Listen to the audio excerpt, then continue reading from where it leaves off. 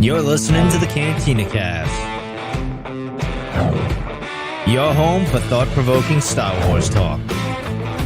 Join Albert and Jonesy in breaking down the latest news, trailers, movies, and of course, your favorite characters from a galaxy far, far away.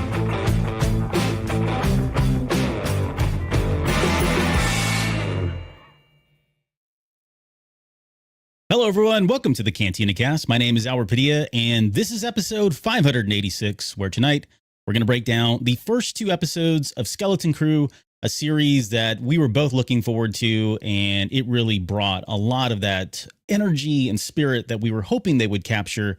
And yeah, there's just a lot to talk about. It was a great series. We're going to get into all the details here. And like I said in some of the posts that I said earlier, we're going to leave no stone unturned. This will be a full dissection breakdown, as well as many Easter eggs as we can talk about and reminisce about as we can in that time period. And to help me do all of that is Jonesy, who's with me every week. Jonesy, welcome to the show. How are you doing tonight? I'm doing well. You know, the real question is, what is that time period?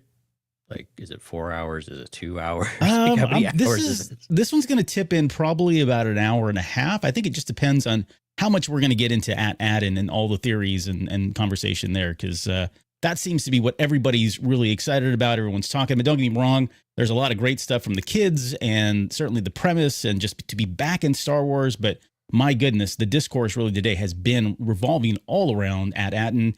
But we'll get into that a little bit more. So it just really depends on that. But before we get started, I know you want to say thank you to some very special friends of ours. Yeah, thank you to all of our Patreon members, cantinacast.com/Patreon, especially our now part of the tribe, Alex, Raphael, Danny, Mike, Lauren, Dante, Riss, Justin, Jackson, Sharkman, Dan, Daz, Isabella, Uncle Leon, Josh, Jacob, and Rita Reborn. And our Delusions and Grinding members are top tier. Now, this is Rod Racing, CJ, Steve, and Rob. Again, if you're curious about Patreon, cantinacast.com/Patreon, everything you put into the show, we put right back into the show. None of it goes to us. So we appreciate all your support. We've also got a lot of people out there in the live stream already. So if you are listening to this, thanks for the download. If you'd like to come out and join us with the conversation, get your questions up on screen, get some interaction as well with other listeners as well with us, cantinacast.com/YouTube. You could be like one of these amazing people already in the chat. Hello, Internets, Draco, Music Train, Sky, One versus CPU, JJ Skywalker, My Star Wars Guys, Alex, and anybody that's in the background, please do come out and say hello. Let us know what you think as we go through all of this, and we'll try to put your comments up on screen as quickly as we can. And if we don't get them to you in one moment, we'll try to come back to it if time permits. So, you know, keep them coming, though. We appreciate that. Everyone keep it respectful, although I think this is going to be a generally pretty positive show anyway. So I think this is going to be a lot of fun. Yeah, no, for sure. And programming notes before we get into the nitty gritty here. So programming notes.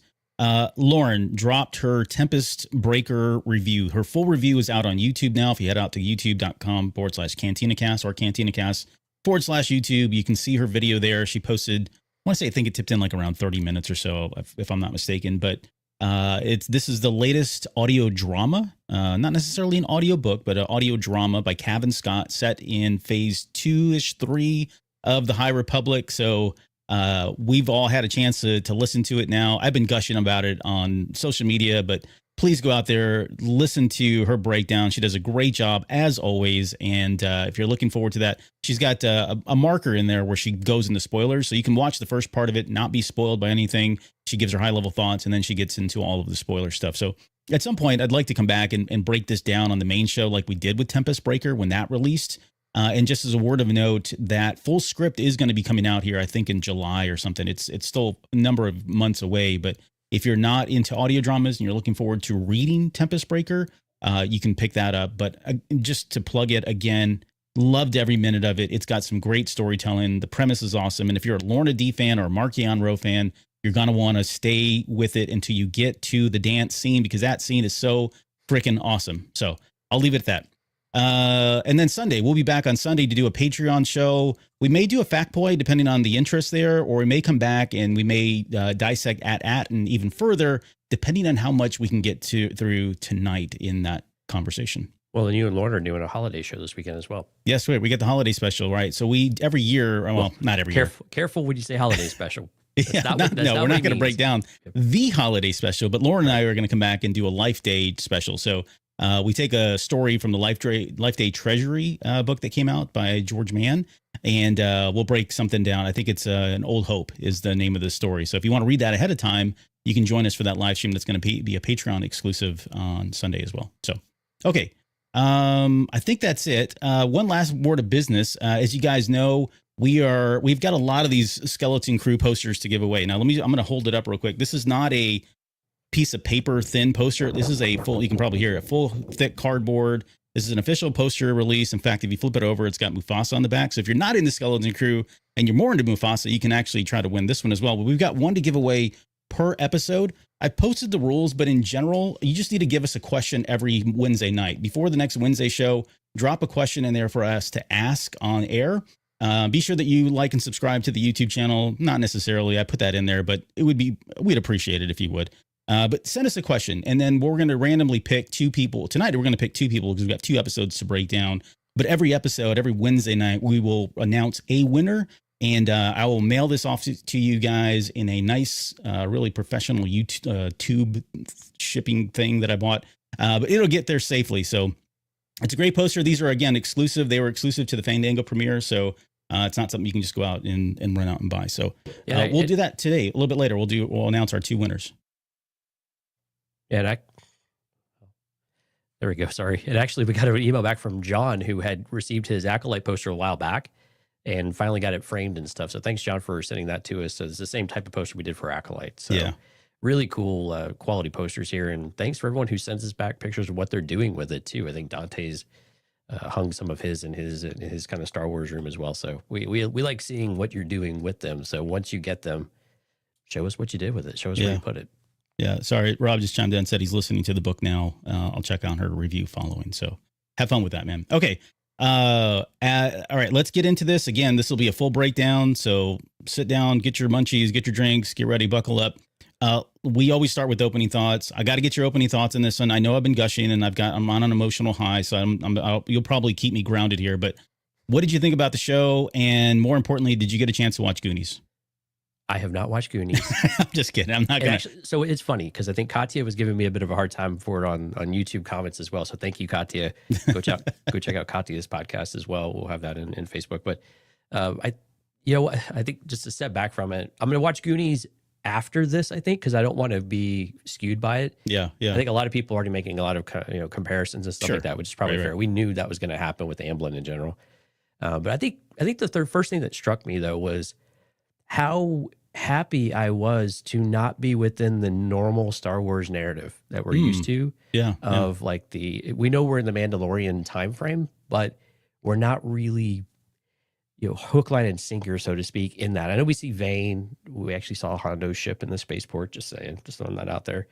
And stuff like that. So we know we're kind of in that realm, but it's really refreshing to have something that feels totally outside of all of that. Even with Acolyte, it wasn't trying to be shoehorned into something that we're familiar with, and at least not right now. And so I was really surprised at how refreshing that felt and how much I enjoyed not having some of that baggage. And it took me a little while to get used to that, which my first viewing of the first 2 episodes was good. It was solid, but it wasn't really, I was like, okay, it's cool. I like this. But when I watched it again, I was like, okay, I actually kind of enjoy this a little bit more than I thought I did. So it's a show that I think it's going to feel a little more refreshing as we go through it. We'll see if that continues or not, but really enjoyed that it was outside of what we normally have for Star Wars, at least from a Jedi and Sith and Mandalorians and all of that good stuff, which we love, of course, but it's nice not to have it. Oh my gosh. It felt like watching E.T. a lot of the times. I got to be honest with you, especially episode 1. It felt like a Steven Spielberg production, to be honest with you. All of the flashlights, the different lighting, the ship in the background. I mean, it really felt like E.T. And I know there's a lot of other references in there as well. I know we get some more Goonies stuff, especially when we get to the ship. I think there's even like some like poltergeist type of things and a lot of Pirates of the Caribbean. I think the whole opening sequence was surprising. I didn't expect to jump right into the pirate aspect of things, but I actually thought that was really fun and kind of helped grounded us of what was going on. And also I think it gives a little bit of credibility to what John Watts and Chris Ford were saying of, while this has kids in it, it's not a kid's show.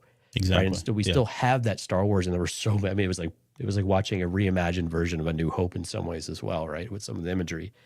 So that was really cool. And I love Pirates of the Caribbean, of course, especially Curse of the Black Pearl, like the first ones.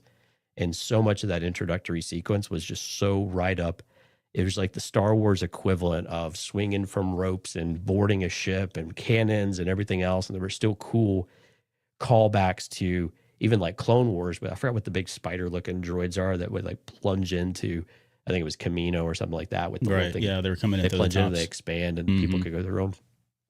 Just so cool that we have all of that type of stuff. So, so generally really positive start to this. I'm still a little bit reserved. The aesthetics actually didn't bother me as much. They kind of made a lot more sense to me overall. And maybe it was that overall Amblin episode, like overall ET episode. It was just, okay, I remember this from my childhood. It doesn't seem so foreign to me because I grew up with that kind of stuff and that type of imagery. So I wasn't as perturbed by it, but I could definitely see why people don't necessarily feel like it's Star Wars. But there's some weird stuff going on in At Attin. It's nice to have a planet name, but there's some stuff going on, right? And it was a lot more subtle than I kind of expected it to be, which I appreciated as well. But we'll kind of pause. I'll pause there at least. We're going to get into all the gory details here, but those are kind of my initial thoughts on it. And overall, very positive though. Yeah, and all the like the Rotten Tomato scores and just the general vibe in Star Wars is so different than it was when Acolyte came out, and even some of the other series that have come out. We've talked about all of those ad nauseum at this point, but generally speaking, yeah, you're right. This has been well received by many of the sects of fandom in Star Wars, and so that bodes well for a positive discourse and a positive environment on Star Wars. So it's kind of nice to, even though it's refreshing to be here where we are, given given what happened with the Acolyte, which, by the way, for the record, we both enjoyed. But totally understand and respect some of the folks that didn't resonate with them. All right, so I saw this. It's nice not to have all that baggage, though, right? Yeah, I mean, not even have to worry about the baggage right now. I think that's the relief I had. Yeah, no, exactly. I had a chance to see this as part of the Fandango. So they were showing it in Pflugerville, which is about 30 minutes just north of us here in Austin. So it's still within Austin. Got there, we had great seats. They gave us vouchers for free popcorn, a free drink. They had a backdrop, and I didn't get a picture. I didn't get a chance to take my picture with that. And it was just, anytime you watch a movie, it's always a different experience because of the crowd. But anytime you watch Star Wars, and I think I posted something similar about this on social media, it's a very different experience because you're in there with a lot of people, especially like an opening night. The atmosphere is different. It's palpable. You can just feel the energy in the air. And that was definitely the case with this, right? Having a live audience, laughing and cheering and clapping at certain parts. It was just a really, really cool experience. And so I came out of that on a super high, like thinking, oh my God, this is the best thing ever that's come out. And while I still agree, I still do feel like it's an amazing show. And I'm so happy that it's out, especially now that I've had a chance to watch it with my family. I will still say that it is great and I love it. And I am absolutely looking forward to the rest of the series. But the first two episodes were okay. They weren't like, they didn't blow me away, right? But at the same time, they were very, very solid. And I think what they were trying to do was get people hooked. What I said was this show has a lot of potential to now become even better. It feels like there is the potential. There is a roadmap here for this thing to get stronger and stronger with each subsequent episode. So that bodes well. I'm certainly looking forward to it. My thoughts on this is it's just, charming is a word I've seen used a lot. I would definitely use that word to kind of talk about my experience. I love the sense of adventure. There was a massive sense of like wonderment and imagination that I felt again, going back to those Amblin years and having grown up as a 10-year-old boy back in, early 80s.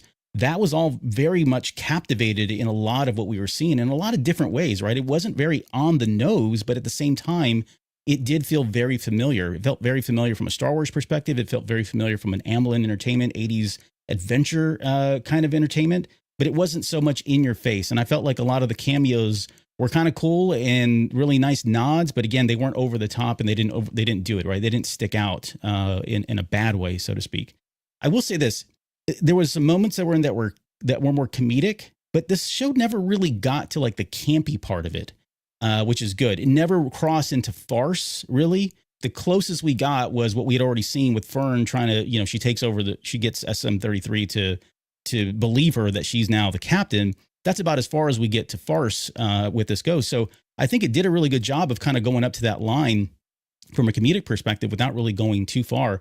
And one of the other comments that I have and I mean this in the most respectful way, this is the first Star Wars Disney show that felt like it was a Disney Channel type show.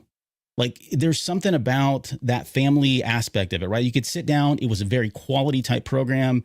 I had never worried about my kids seeing something that was going to be inappropriate or too shocking or too revealing. Even the intro I thought was pretty tame. It's not any worse than what we saw with, A New Hope. But I like that they marketed this as a PG type rating, or they made it a PG rating where it is accessible to kids. But, overall, there's still a story for adults to enjoy as well. So going back to that comment about a Disney Channel, it felt like a really high production quality Disney Channel television series or a television movie. And I mean that, again, with the utmost respect, because they've really done some amazing television shows and movies on Disney Channel as well. So let's see. I got a couple more thoughts here. I do want to talk about just the whole Amblin atmosphere. I mean, it really was like an amalgamation of so many things. I mean, we knew going in it was going to be Goonies, E.T., Flight of the Navigator, et cetera, all that stuff that we've been talking about. But I was surprised, like the Treasure Island aspects of this, the amount of pirates that we got, the Pirates of the Caribbean that you mentioned, Peter Pan. There was some, Captain EO. It felt like Lost in Space at times. I was surprised there was a Breakfast Club reference in there, actually. And there was so weird. I mentioned this on social media today. Like when the ship took off, I had this like light bulb moment of The Dig from the Lucas Arts, which was a story by Steven Spielberg about and I won't get into the whole story, but at one point they go into an asteroid and they go into the middle of the asteroid because it's hollow, and suddenly they realize it's a starship, and that starship sends them off into space out in the middle of nowhere. And I thought, holy crap, it's just, that one aspect of it is very similar, but it was really cool to see how many different things were being pulled and aggregated to kind of tell this tale. And I thought they did a brilliant job of pulling that off, again, without being so much in your face. Last thing, the sets and the sound I thought were amazing. The production quality is very high. We talk a lot about the volume and its use and whether it sticks out, whether it doesn't. I don't know that I really even noticed it at any point during the series, at least during this show, where there are clear instances in other previous shows where I can say, oh, yeah, that was the volume, or I can tell that was the volume. Maybe I wasn't looking closely enough, but I think they did a good job of keeping the story moving, keeping me more focused on the characters and what was being presented on screen rather than trying to focus on what was going on in the back of the screen. And so I think that speaks to just how well they've got it integrating the volume and kind of making that seamless picture for us without having to, without it being jarring or pulling us out of the episode. I know you look for this stuff as well. What did you think about the song, the quality, I guess the sound production, and maybe even the volume usage on this one? Yeah, there were a few things that stuck out. I think Mick Giacchino's music was actually quite good. Yeah, great. Really, really quite good. Some similar themes in there, but also some uniqueness, also a little bit of pirate stuff. And also that we kind of speculated on this in the final hype, more of the sweeping kind of ET type of sounds as well, especially when we're on At Attin. Make total sense. They're really great. I think I saw two instances where the volume was probably in use. I think one is with speeder bikes, which not surprising. That tends to be a little bit of a weaker spot, although it seemed to be pretty good here. And then I think probably when we're actually at the port is they're using it there. But when I compare that with like what we saw in Obi-Wan Kenobi, like when they were in, what was it, Dayu or something like that, it didn't feel as small and constricted. And I think that goes to my next point is that, my goodness, the puppetry, the animatronics, and the blending of certain CGI elements for the alien creatures and like Neil as well. Like Neil's part bodysuit, part headpiece, part animated, right? Yeah, but you would never know. And everybody seems to just be head over heels in love with Neil. He's just so adorable, right? But even like when you look at like Brutus, right? So the wolf-like creature, just absolutely perfectly done, like just so well done. And I'm not seeing a lot of gaps in that quality of it. And so I think the practical effects side of this show, they have really probably done this better than I would even put it up there with any Star Wars that we've seen to date, to your point about the production quality overall. And I think they have finally kind of found that right blend where it didn't feel too fake. Like we had a little bit of Obi-Wan Kenobi. Acolyte struggled in a couple of little areas with this too. But they seem to have just really nailed it, and it blends perfectly with everything else that's going on. And I think it's just hats off to them. They've really done what I think is about as perfect of a job as you can get, especially in this 4K UHD era that we live in, where you can easily find things wrong. And they have really done a great job. And I think Brutus and Neil are the two perfect examples of how well you can do this stuff and really excel at it. Yeah. No, great point. Neil was just, he kind of stole the show a lot of times. Although all the characters, with the exception of KB, which we'll talk What's about funny at is some I point. love KB's character so much too, but we Yeah. don't. She's the one we know the least about. Yeah. But actually, probably like her character the most. And I don't know why, right? She's just like, there's something clever about her. I just can't wait to, hopefully something comes up. We seem to know something about the other ones, but why not her? Yeah, and I think we talked about this like at a couple different times during the Bad Batch seasons, right, with Tech, and really wanted to get know more about him. And eventually that did come. I suspect that we will get a moment or something that gives us more insight into her background and who she is as a character, but it's just a matter of time. There's a lot that was thrown into this, 49 minutes and then 32 minutes less than that after you remove all the credits and stuff. So pacing, right? We've still got 6 more episodes to go. So in time, I'm sure we'll get there. That's another point. Pacing usually is something that we really have, we struggle with some of these shows. This one, even though the first episode was slower, I think, and that was my initial impression, when you actually look at the pacing, it was actually pretty solid. It was actually really good, especially kind of bouncing back from the intro. I think the intro sequence probably helped some of that, but it didn't slow down too much. And then when you get to episode 2, it really does feel like we're at a good clip. Things are moving quickly. It's not being labored anywhere. So, kudos to John Watts and David Lowery directing these 2 episodes, that they really kept the story feeling like it was moving forward, and you were getting more invested and a little uncomfortable in some areas, but also more invested. So I think hats off to them. I think they did a good job there.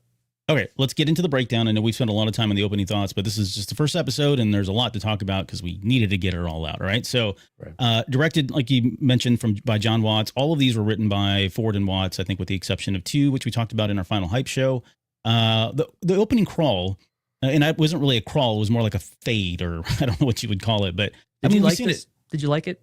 It was fine. Like it didn't. I think at this point we're so used to it not being a crawl now, so it's like, okay, yeah, whatever they want to do, whatever makes sense. I'm really okay with it. Had this been the first one they did, 5 years ago, then I think we'd be talking about it more. But I think we've been desensitized, and that's probably not the right use of the word, but it's been normalized that we're not going to get a massive crawl with a lot of text with 3 paragraphs. Although they did stick to the four period ellipsis at the very end, which I do appreciate, because it's that level of detail that really makes my heart sing. But if you are an Easter egg hunter, like John Watts is your guy, because John Watts does this everywhere. He has all sorts of Easter eggs that you can go crazy with. Yeah.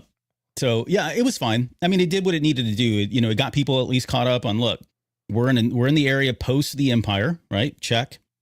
There's pirates everywhere. Check. That was done. And that's really all we had to know, right? Everything else is going to be told through the story. It just was kind of that timestamp to get us up and running so that we had, we could get our feet under us as far as where we were on the timeline. Let's talk about the opening sequence, because that was really cool. I mean, I think it was, Michael had mentioned in the comments here that it was a nod, of course, to the opening of episode 4 with Vader boarding the Tantive 5. And yeah, I mean, there were a lot of almost shot for shots, the people getting down and ducking behind stuff.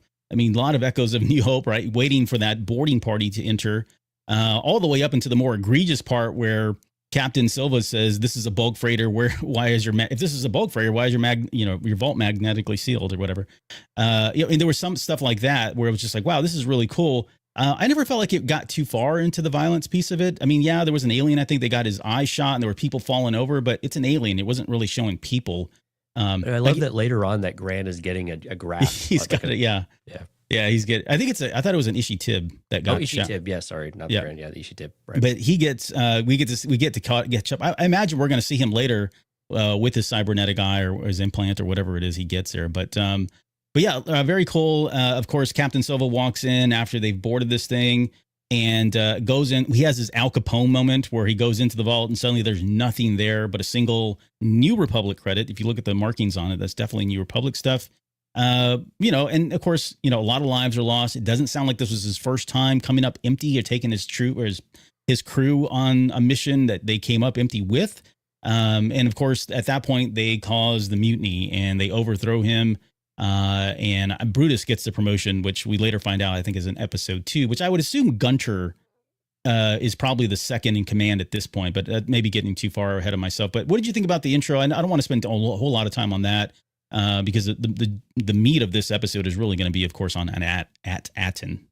Yeah, what's funny is there's so much attention to the New Hope. Actually, I think it's more of an homage to Pirates of the Caribbean, to be honest with you. Like with all of that's a good point. Yeah, this is really a pure pirate takeover of a ship, right? Of the boarding planks, right? The swinging of the ropes when they try to dismantle the cannons that blew the boarding tube and things like that.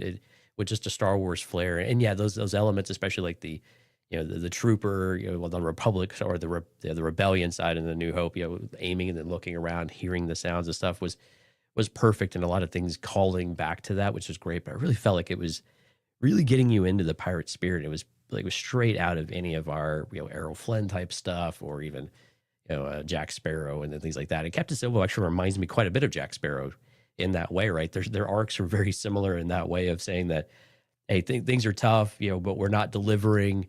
Is he a little bit eclectic? Maybe not quite like Jack Sparrow, but not delivering on what the expectations of the crew are.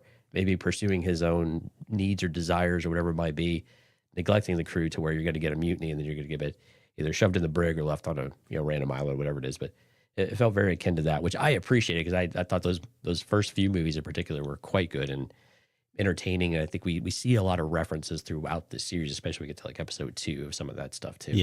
Yeah, for sure.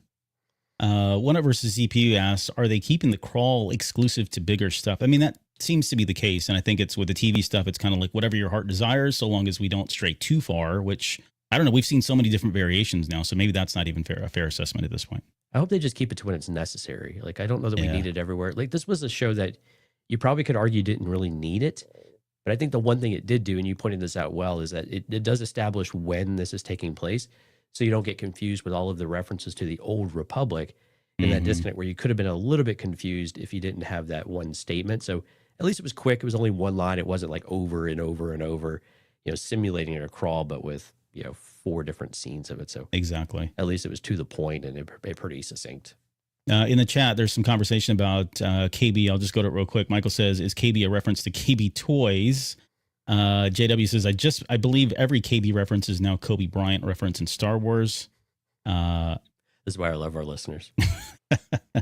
Yeah, we'll get to her a little bit too. I'm not sure what the acronym or what her initials stand for just yet, but let's see. Draco, Gary says the boarding tubes were freaking rad. Yeah, I agree with that. Those are so cool. Michael said that, and Gary says, look cool, but why in the galaxy would you put big windows on boarding tubes? I don't know, man. So you can see. Why did they not have railings on stairs or railings on high places? It's an OSHA thing, I'm sure. Okay, let's get back to At Attin. So we get to the start of the day. Man, everything about this was screaming like my childhood, as well as many others, I know, right? But there was something about the fact that he was playing with those action figures the way he was. It was very reminiscent of some scenes in E.T. too. Remember when Elliot is kind of showing E.T. and he's playing with the action figures and making all the noise and stuff. Yeah. What I found interesting, and this is not my insight as much as it is John Watts and Ford talking about this, but they purposely gave they told the actors, don't make the lightsaber sounds. Your characters don't know what those would sound like. And so when later on, when Neil and Wim are pulling out their lightsabers and they're, making the sounds, it sounds nothing like a lightsaber because they have no idea what it would sound like. Right. So even the clashing sounds are just foreign to them. But I love the fact that this is, again, that sense of adventure, sense of imagination. Later on when he's looking up and you see the ships, up at the top there, all of that stuff was kind of, again, almost shot for some things out of E.T. as well. But I did love everything about our introduction into Wim and just how his head is in the clouds. His head is always looking far off, very reminiscent of a Luke Skywalker, but without the context that we know now, which is even more fascinating. He doesn't have that context of what the galaxy at large looks like or even is. Everything that he knows is coming from his little holopad. And that, we'll talk about more a little about that. That is such a outdated, a timestamp. I mean, he's living in the past and doesn't even realize it at this point. Right. The dad comes in. I've seen a lot of people give flack to the dad. Look, man, if you've ever worked in a job that you really hated and you worked a lot of hours, it's hard to be a good parent, much less a good person. Okay. So let's not jump all over dad for making some comments and being, gruff. And you got to understand the context of where he's working at and how much, they're probably pushing him, which we'll get into a little bit more in just a bit. But I did, I like the relationship. It seems like, we know he loves his son as much as we know Farrah loves her daughter because of the trailers and what we know is going to happen later down the road. Your thoughts on the Duel of Fates, though? Let's fast forward to the Neil and Wim lightsaber fight. We got a severed limb. Wasn't expecting that. Sure, it was imaginary, but we got guts spilling out. That's probably as violent as we're going to get there. But what did you think about that? I'm sure you had a smile on your face. No, I did. It was very much like Vader, approaching Obi-Wan in A New Hope too. It was akin to that. It was Yeah, absolutely perfect. you should not have returned. Yeah, it was absolutely perfect. I mean, we did this when we were kids, right? Right. We Yep. did this either with our toys or we would simulate it with some random object that we had, whether it was a broomstick or a flashlight or whatever it was. Like Then you tuck your hand into your sleeve. yeah, exactly. We did this type of stuff and emulated what we wanted to be and what we thought was possible. And it was just watching them was just so much fun. It was like I did have a huge smile on my face. I was like, this was growing up. There were actually a lot of moments within all this. Like there was another moment like when Wim has his bike and he picked his bike up and put it over the railing. Have you ever had to pick your bike up and throw it over a fence in order to get where you wanted to go? Like I was like, yep, that been there, done it. Like you do that. Of course, he had the ramp right next to it. He could have done it easier, but you don't learn that until later. Well, But no, it's that actually too, but perfect. but the girls went over that way, so he's got to go over that way too. I mean, it's just Right. you got to do it. So on that note, this is where Wim is. They're in the bus now. They see Fern and KB. We got the RX droid, another RX droid. I think this is now the third one. I think we had one in a Mandalorian and Book of Boba Fett, I think, if I'm not mistaken. So Yeah, I think so. it still continued making appearances, which is just kind of cool. But let's just really quickly talk about the vibe that we were getting from the school and maybe the planet itself.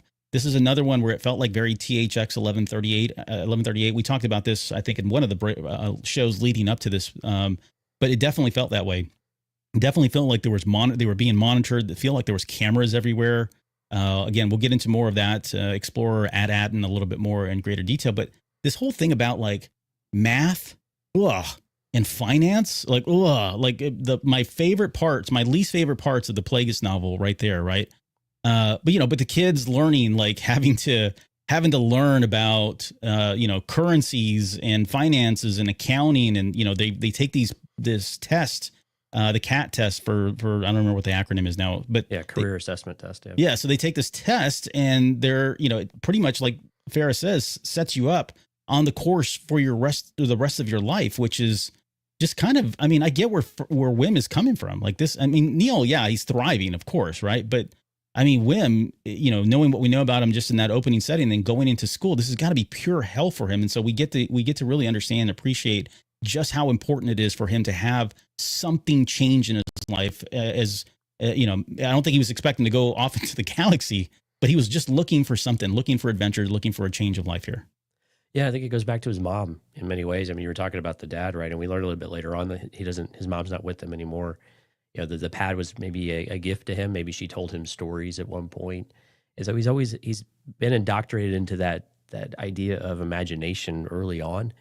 And the rest of this is not interesting, right? He wants to be able to experience these adventures and like it's something life has to be more than what's in this world. And as we learn more about At Attin wow, no one leaves or like either comes or leaves his planet, right? Yeah, and you have this barrier with a capital B in the subtitles, by the way, that no one's allowed to go. And there's these weird red lights. Like, what is all of that? It almost looks like poltergeist in some ways, right?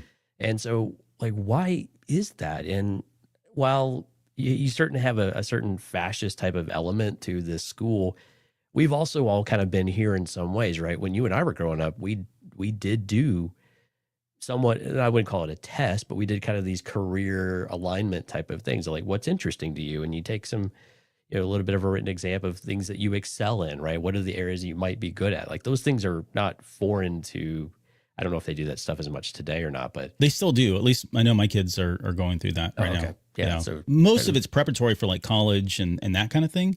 Not at this age. Like at this age, you should just, at 10 years old, you should just be a kid, right? Even at 13 years old, you should just be a kid. But right, but that goes back to this atmosphere. Like, what is it that they do? They have this such controlled ecosystem that everybody has a part to play. Everybody has their piece of it, which isn't, if you think about it, like from a purely historical aspect of it and cultural aspect of it, this was native cultures, right? Everybody had a role to play. It didn't matter if you were a child or a man or a woman or whatever it was. Everybody had their role. Everybody contributed in some way. But when you have this really closed off ecosystem, it feels a little weird when you have absolutely no traffic in a galaxy that has all of the technology in it that we know that is capable of doing, and they seem to be willfully removed from the rest of the galaxy, especially as we learn more about its secrecy and the mythology potentially behind it. Everybody calls it a myth. It's not a real place. So yeah. there's definitely more as we get more familiar with what At Attin is viewed from an external lens, especially from a pirate perspective. It just doesn't, like, there's just stuff not adding up. So what is all of that? It layers, has a layer of intrigue to all of it, but these people are just living their lives as well. And Wim's an exception. He's the outlier in a lot of this stuff. And so is Fern, I think, to an extent as well. She knows how to excel, but she's also this rebel, just wanting to, kind of, buck all of these trends and everything that she doesn't want to adhere to. She'll do well enough just to kind of blend in, but doesn't really want to blend in. She needs to prove herself. Yeah, and she does have that itch for adventure. We catch her a little bit later in the garage with KB when she's kind of just drifting off, right, and daydreaming about something, racing or whatever it is. So definitely agree there that they both have very similar things in common in that regard. All right, so going back to kind of what's going on here, this is where they're visited by Undersecretary Farah. I love the fact that he was working on an Etch-a-Sketch, all right, another 80s callback, which was kind of cool. And when he was doing it, did you pick up on it right away? Yeah. There's no way no. this is an Etch-a-Sketch. The minute the camera panned over and I saw it, I'm like, oh my God, it's a, monochrome Etch-a-Sketch, just green instead of, gray and black. And if anybody doesn't know, they're not very popular these days, I'm sure, but it's an old thing that we used to do. Okay. There was a moment there again, going back to the subtitles, you and I both watch the subtitles. I think we also do audio descriptions because they're little Easter eggs sometimes, things that are revealed in that you don't get anywhere else. But one thing I did notice was that they kept using a capital S for supervisor. Like it was the supervisor. And later on, someone says the supervisor. It wasn't just a supervisor. And that is not a word you generally capitalize, right? So it feels like that is an official title. I mean, I don't know. I don't want to, speculate too much on this, but it does feel like they have a higher level of leadership. It's like a high leadership role, even though it's a quote supervisor. It's not like a manager or director. It almost feels like they talk about this person as though they're like the mayor of the town, right? Or even I wouldn't say the president. I don't know how large this town is, or how large the planet is, how much it crawls. Are there other cities out there as well? Do they just call themselves At Attin as the planet and they don't acknowledge that there even is a city? So all these questions are populating, but I do find it interesting that they do reference that supervisor as the supervisor, as though it is a named person, a single person. I suspect now that they've mentioned it 3 or 4 times, we will probably introduce to who this person is at some point within the series, likely through the parents. More on that though later. I've got some theories as to how we get there with that. The other kind of some tidbits that come up in this conversation with Farah. You talked about it right now about contributing to the great work. I don't know what the great work is. I think we've got some questions a little bit later from some of our listeners and some folks that chimed in. So we'll pick at that here in just a bit. But she talks about keeping the Republic peaceful and strong. And then she leaves them with that slogan of "We all have a place in the great work." And so someone threw this out there. We'll get into this a little bit more, but I just kind of want to toss this question out to you. If you had to guess, like, where in time this planet, right? I'm not going to call it a city, but the planet itself, where do you think they are? Like let me just leave it there. Hopefully you understand what I'm asking here. I got to be honest. It feels like they are still closer aligned with like the old Republic than anywhere else. I don't even think High Republic. I think this is like, I think it goes back this far. I think they are thousands of years removed from where we're at in the timeline. Yeah. And I'm with you there 100%. When I walked away from the second episode, I was like, holy crap, these guys have been living this, I'm going to call it a sheltered life for a very long time. And we'll talk more about why that is. But I do get the sense that given the credits and what they know about the Jedi, I mean, they're showing, Wim. I mean, there's subtle things like this. Wim is playing with action figures with a Jedi and a Sith, right? If this was during the High Republic, they wouldn't be doing that because they haven't been around for like 1,000 years, right? Exactly. So that's going to predate the High Republic. So that means they're going back to the old Republic times. I think Kara talks about she doesn't say the New Republic. She doesn't say the Galactic Republic. She just calls it the Republic, which is another probably nod over to the old Republic era. She would not have a reason to call it old. Right. It is it's just the Republic. Exactly. So, the reasons are fascinating to think about. And one other theory, just to kind of throw out there, when we talked about the barrier, because she does mention here the barrier as well. They say it's to keep people from coming in and out. Yet we saw later on the onyx cinder head through the barrier without any really interference whatsoever. I do suspect that that barrier is likely not necessarily a barrier to keep anybody in or out. I think people can come and go as they like, but it may be some sort of shield that keeps them off the radar, right? Some kind of cloaking device of sort that's wrapped around the entire planet so that they aren't visible and they're not detectable by other ships, and maybe even keeps them off hyperspace lanes so that people aren't even flying by with any kind of proximity. And I do wonder too, just how far are we? Are we out in the outer rim? Are we beyond the outer rim? That's a very real possibility as well. Even though they look like they're part of the core world, that's not to say that if they're living in this bubble, they could be anywhere really in the galaxy. Yeah, this was very Truman Show. We talked about this on the Final Hype as well, because you can't see stars. You see clouds in the sky, but you don't see sun necessarily during the day. Right. So it appears to be some sort of inhibitant too, or projection type of thing, or weather controlled type of atmosphere as well in some ways. Very advanced technology, though. I mean, these are not small things to discard. So it's interesting the amount of effort they're going to shield this planet from the outside world as much as trying to shield it, from the inside looking outward as well, right? So either way, this bidirectional thing just doesn't exist. Like, the barrier is such an appropriate term for it. So yeah, very interesting about how the wonder when they escaped the barrier that they barely knew what a star was effectively. Right. Yeah, likely because they've never seen them, right? I mean, they've probably heard about them, but they've never actually seen stars. And they actually, I forget now if it was Neil or Wim said those are planets. Like, they don't even think stars, and really those aren't planets, they're stars. Everything they're looking at is stars, right? The planets are not visible. Yeah, and to go back to Wim's data pad, right? The stories that you're telling, some people have translated some of these stories, and to me, they just feel like old Republic stories, like the Jedi of lore, the Sith of lore, the Jedi Sith wars are very rooted in that. So I think it just ends up lending more of that credibility that they are stuck way, way, way in the past from where they are. I mean, and having mint credits, I mean, is just another example of that. Those things are probably still in production, right? It's lunch money. It's just their currency. They don't think anything differently of it. Why would they? And they still produce it and don't think anything of it, but it's invaluable to the rest of the galaxy, and then it ties them to something, a long lost, forgotten way of life. Yeah, that's fascinating stuff. We'll continue to talk more about that tonight and as the series goes on. Going back to the episode, we get into the hover bike breakdown. So this is where Fern and KB are right. Oh, I saw that. Come on, man, bring on the Vong. Thanks, Jonesy. Totally distracted now with that. It wasn't my fault. One of our CPU said it's a terraform planet. Oh, okay. I mean, I know he said Planet X, but I like both. I like probably Planet X more, but I'm with the Vong. I'm down for that. So yeah, their bike breaks down on the way home from school. Later on, we learn it's a corroded power converter. There we go. She's got to go to Tashi Station now. That's the only place you can get those, apparently. And then we get that really quick appearance. I posted this earlier, but it did not escape me. And this was the character of Bonj Falfa, who shows up, which is a nod Easter egg to Bob Falfa, who was the character played by Harrison Ford in American Graffiti that was trying to race one of the protagonists in that episode. Same thing, same situation we got here. So to your point earlier about John Watts sneaking in whatever references and so many more, this is exactly one of those. It's a huge, deep cut, but definitely appreciated by. Well, so along those lines, when Fern and KB are racing back, they go by a diner called Mel's, and Mel's. Oh, I didn't catch that one. Mel's I didn't catch from that American Graffiti. Yeah, that's awesome. And then would go on to Happy Days as well. Would carry over to the Happy Days series. Yeah, and it was at Universal Studios. I think it's still there as well. But yeah, Universal themes, or kind of a theme area of that park as well. Yep. Now, Bond says that they are supposed to be racing this weekend.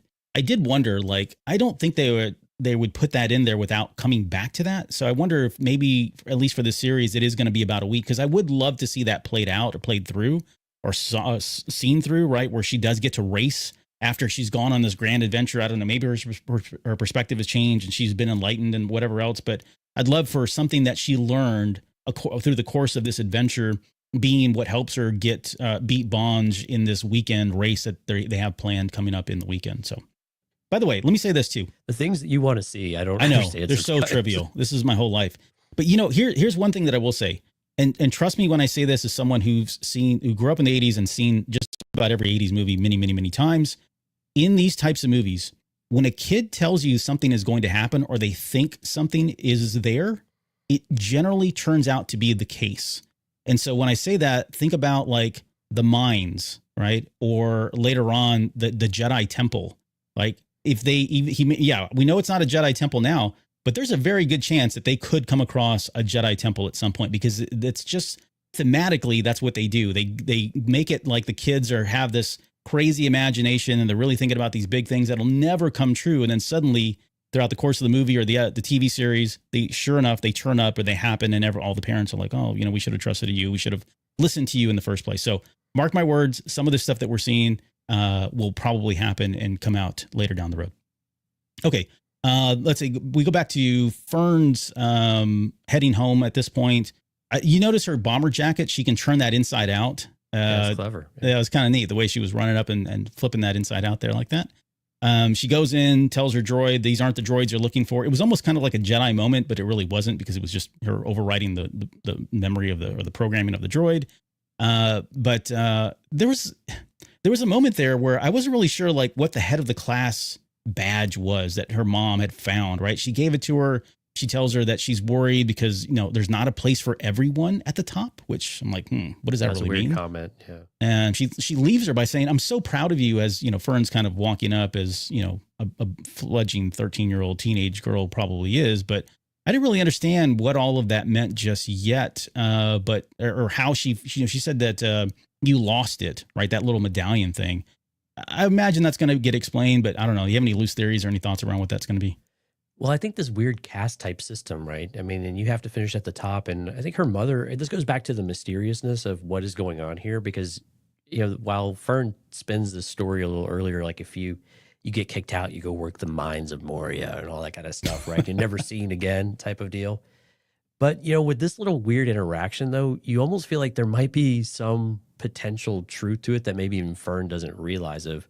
Selection process of sorts? Yeah, and it matters who you are and how you perform, like keeping your spotless record. And that's why her mother is so kind of oddly perfect in these ways, of the ways that she speaks and bring to the class and everybody else, when she's kind of portraying how important the career assessment is to all of these kids, and dictating the rest of their lives and careers. It just feels like there's something about all of that if you're not on the in, you don't want to be on the out. And right. I think even with Wim's dad, you kind of with question. Wendell, yeah, exactly. That might be sorry. You kind of question like that. He's so embedded into work, and you said it well before, right? It's not that he's a bad parent. If you don't have someone to co-parent with, you take on a lot of pressures and you got to deliver. And it sounds like there might be a lot of pressure for these. This kind of feels like an annual stockholder type of meeting, right? With these supervisors and these things that have to take place, and something might not be going quite well at this point. So what is that disconnect here from what we know in the story? The kids, of course, would have no idea what they're stepping into. Right. And that's why, Wendell wants Wim to grow up a little bit, because they need to. And I think even Fern's mom is saying something similar, right? This badge is important. This is your life, like Obi-Wan with the lightsaber type of thing to Anakin. It feels very similar to that. We just don't understand and comprehend all of the context and the subtext that goes with that. But there's something to it that is underlying what's going on this planet. I don't know that it's necessarily anything super nefarious, though. I think it's just more maybe important about keeping this planet away from everyone else, right? And I think you were speculating on some kind of crazy ways of what that could mean in the final hype show, but it's a lot of questions, right? So I hope we get some level of resolution for that. I think we will have to, right? I think especially as the kids start coming back or looking for this treasure or whatever it might be. Yeah, we'll start to peel those layers back throughout the rest of these episodes. Yeah, that's a great point. I suspect too that with the parents, right? I think they know more than the kids, and I think once they confront the supervisor or the powers that be, I think their eyes are going to be opened up to like, wait a second, we're being lied to as well, right? There's something not right here. I don't even know. I think they're probably living under a level of ignorance or innocence in a lot of ways. And so it would be kind of cool to see that character transformation for both Wendell and Farah, who really kind of expose everything, right? Almost kind of like a Truman Show, or, maybe like The Village. I know JW was excited that this seems to be going down that path as well, but it would be interesting to see if they did that as well. Oh, they're part of the system now, so that'll be interesting. And I like it when there's conflict between younger generation and older generation, especially with parental type of figures. I think that makes for some interesting storytelling as well. Yeah. Again, in We'll the see where it 80s, goes, though. those 80s shows, parents usually come around to seeing the kids' ideas, exactly. right? That's the trope that generally happens. In the comments, Michael says, no, I agree with Albert. That'd be cool if they tie back around to the race and not just leave it unresolved. Thank you. Appreciate that. Wim talks about Jedi temples that can hide in the ground, which actually happens in Rebels. Yes, it does. That's the temple on Lothal that we saw. And Palpatine had a great time ransacking that one. Will of the Force is here. It says, raise the Jolly Rogers. The show is Wizard so far. The use of Wizard twice in this was pretty cool. I really did enjoy that. It seems so normalized now, and we've got it used in the High Republic. It's been used in the comics and the books already as well. So I love that we're here. I mean, it's just like, the year of the Phantom Menace, and it feels very appropriate, right? Let's see. One Up versus CPU says they're probably mining cortosis for the Empire. When they talked about the mine, going back to Darth Plagueis novel or Alkalite, to take your pick, that was one of the first things I thought too, because like that is a pretty rare material, and it's got its uses, especially during the Old Republic era, right? So I'm not, I don't want to put the tinfoil hats on just yet, but it is a good point. Dante says, just finished putting the kids to bed. Can we start over? Yes, we're going to start over. Hello, everyone. Thank you for coming. I'm kidding. Thanks, Dante. Appreciate you jumping in. Sorry you missed the first part of it. All right, he goes to bed. Let's go back to Wim. He's going to bed. You can see him longing again. I mean, there was that moment that he's like, aren't you too old?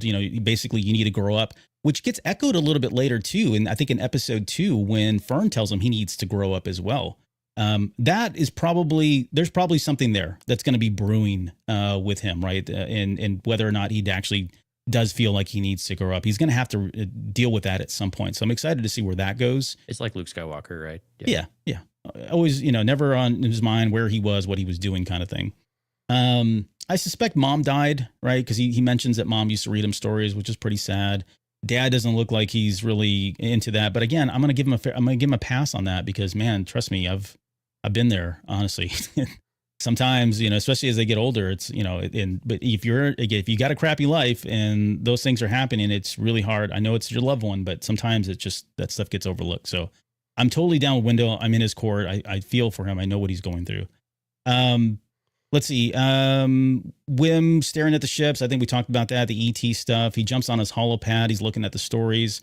Yeah, you're right. Like, I think within about 2 hours on Reddit, people were already deciphering everything on there. And I think by morning, some folks had already done it on Reddit, and it does read like the Old Republic. It reads like Old Republic stories. It's Jedi and Sith, and that's not what we're seeing in the High Republic era. And it's certainly not stuff that we're seeing during the Galactic Empire era. So again, probably a timestamp as far as where they've come from.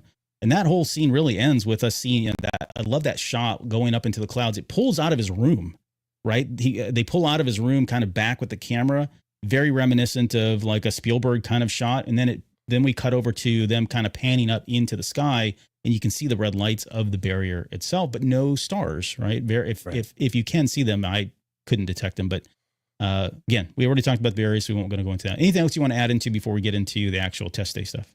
No. All right. That whole scene, I think I laughed the loudest, and the loudest reaction that we got from the theater, at least for the first episode, was when Wim puts his hand on the window and he's like, you can do it, or he says, you're going to make it. And like the bus is already taken off at, 40, 50 miles an hour, and he's trying to run after it. I don't know what it was, but I was tickled by that. And the whole audience like burst out and laughing at the theater. It was great. It was a really great moment. Neil is just so damn lovable. He is. We didn't really talk about them going, or they go home, I guess, after the test and all that, but yeah. Or no, they go to no, it's coming up here. It's coming up. We're going to get into the whole bubble bath and the twins and all that here a little bit. Yeah. Too low. He says, and then when he comes out with his speeder bike, that was another moment. Like there was a time, I think, when I had to get on my sister's bike and ride somewhere, and it had the tassels on the handlebars, and his helmet doesn't really fit. The banana it's like seats. Yeah, the banana seat. Exactly. All that was great stuff. He can't jump over the barrier like you mentioned. And then we get into what I think there were at least 2 shots during the forest run for him that were right out of Return of the Jedi. Yeah. There was the one where he ducks his head. And then the other shot was when they were coming at that fallen over tree, and they kind of veer off with the camera to the right. I think it was one of this, it might've been Luke, or I think it was Luke. When he was being chased, but I love the fact that they pulled from that. But other than that, it was kind of its own little unique sequence. And I love that shot from the side where they were kind of moving with the camera as you could see it racing across in the forest. But again, just, stuff like that, that feels very much, Star Wars for all the reasons that we just talked about. But beautiful stuff. I really enjoyed that whole little sequence of him going through that until he, of course, goes over the ravine there and falls down. We get to the hatch now. He finds that ravine in the hatch, before he can really see what's in there. He starts digging around. He's stopped by that monitoring droid. Again, these guys seem to be like everywhere. Like, why would that, maybe it's plot convenience and just story convenience, but feels weird that one of those, what are they called? Security droids? Yeah, something like that. I think it was a security droid. Like or safety droids. Yeah. I think it was safety droids. But why would one of those be out there kind of like in the middle of, unless he was really close to the outskirts of the school, but it does feel like they may have these things set up everywhere, right? Cameras are always watching, keeping close eyes on the citizens and what they're doing at all times. Truancy is not to be trifled with, Albert. Oh, yeah. More THX 1138 stuff coming from the droids whenever they spoke, and the way they spoke was kind of weird and creepy. Of course, he misses the test. So he goes into the detention area or whatever. He's there with Fern because she's been sent there because of, she loves to race bikes and they don't like that or whatever. We got another totally wizard when he talks about her bike, and he's like, yeah, it's totally wizard, man, kind of thing. And then this is where we get Fern's story. Again, I'm not going to say there are people dying in the mines, but there probably are mines, right? That could be a possibility and could explain why this planet is a treasure, depending on what is in the mines. What's the big new fuel that we got from like Solo? Oh, coaxium, right? Or maybe it's. I think resources in general, right? There's got to be something that this planet could be self-sustaining in some way. There's got to be immense resources that they continue to benefit from. It could be something as simple as Bacta, right? Bacta was so rare during the Old Republic era. Everybody was using Koltov and some other stuff. But Bacta, when that finally came around, that was a big deal, right? And people it was all out war trying to get Bacta because of the Jedi Sith wars that were going on.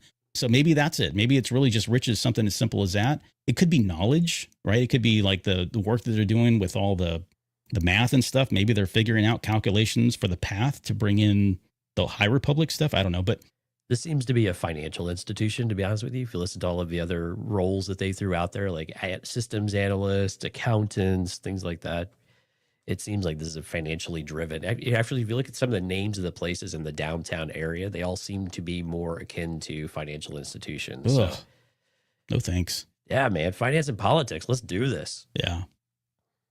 Let's see. Time for the investor calls. Let's hear what's going on. Yeah, right. Can't wait to see our profit and loss sheets. Dad shows up and, what's his name? One up says Havana Gas. That would be kind of fun. Oh, wait, here I got some more comments in here. Oh my goodness. Alex says, Mom got sent to the mines. That's the dark turn twist to why Mom's not around. My Star Wars guy says, I like those droids. I think he's talking about the camera droids. That's kind of weird, dude. But hey, to each his own. Windows shows up, and this is where he kind of scorns him for, not taking the test. He's got to get a perfect score. And then he tells his dad that he found a Jedi temple, right? And that didn't go over very well. No, he ends up not. I know. You can see it all over his dad's face, right? He got pulled out of work to go down there and have to deal with this. And then what does he get? Oh, I found a Jedi temple. Like, oh my goodness, this kid. He lies to Fern because he knows that Fern's now interested. He's piqued her interest in all of that. And then we get to Neil's house, which has got a lot of great stuff in here. I mean, we open up with the holiday special, that little circus sequence thing. By the way, I don't know if you've had a chance to watch the behind the scenes stuff with this. Did you hear about this scene? No. Okay, so I'll make this quick. They had no footage to work with. They wrote it into the script, and then when they got to, they were like, "Holy crap! The resolution's horrible. There were no plans for to remake the." So they were like, "Okay, we're gonna have to redo this." Well, they didn't have the plans for the costumes. That whole scene has been completely redone. Costumes, the choreography. Sorry. The music had to be redone as well. And so it is a recreation of just that one scene. Okay. And it turned into something super complex from what they were saying. They thought it was going to be, we'll just pull the footage. And they was like, no, we can't. And so at that point, they had no other recourse but to recreate everything from scratch. Okay. Because I was like, man, this is so clean compared. And it looked like it was right. close, but not quite. No. And I only remember this because we were preparing to do the holiday special last year, and we didn't quite get around to it. But it just looked. And I remember how crappy that footage was, and I don't know that they had a really great copy of all this. So okay, that makes a lot more sense then. Yeah. Wow, that's punishment. It is right. But hey, you know what? The Star Wars now the Star Wars holiday special is just more canon than ever, I guess. So. Yeah. And in that particular sequence, I mean, you remember that was the kid, was it, what was Lumpy? Lumpy was watching it, right? So I joked that this is probably, if you know who I'm talking about, you'll get a laugh from this, but that is basically the Miss Rachel of the Star Wars universe at that time. So, and then we get, what was it? The kids, I already forgot the kids' names. I've got them, Tulu and the twins, which are Jorko and Jobo, the two twins.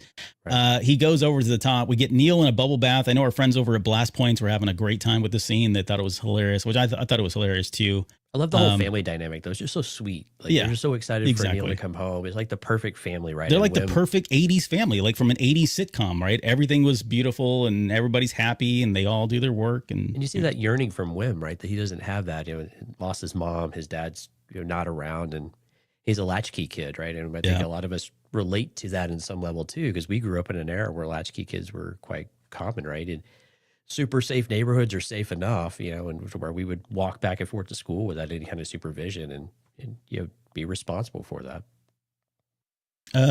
There's also, we get, they go into Neil's garage, right? He convinces them that they need to go out there and find the Jedi temple. Excuse me. And Neil says that they should tell the supervisor, another reference to the supervisor here. Wim says that he really wants to go on a great adventure. No more pretending, as they did earlier on the show. And then there's the Easter egg of the St. Pauli girl from St. Pauli Lager, which I don't know that what's that? Yeah, the St. Pauli girl lager. If anybody's seen it, it's the St. Pauli girl. She's got the blue dress, the pigtails, and two like mugs of beer in each hand, like serving very German inspired imagery. And they've got like whatever Neil's species is, that variation of it in the garage, which absolutely was awesome. I laughed so hard. Yeah, it was great. They did a great job with that. And it's like, again, a subtle thing it's on the back. If you didn't catch it, it's on the back wall. And I was excited that there's a beer garage in Star Wars. And if you know what a beer garage is, then yeah, you can appreciate that. I haven't had to drink a beer in many, many years, but I did like St. Pauli. It was pretty good. I don't think I found a German lager that I didn't like. All right, enough of that.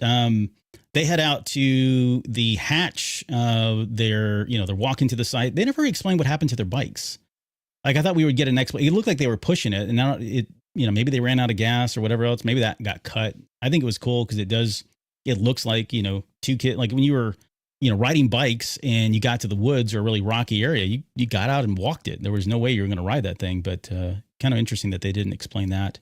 It was a nice little sequence though with the walkie-talkies and Jedi 1, Jedi 2.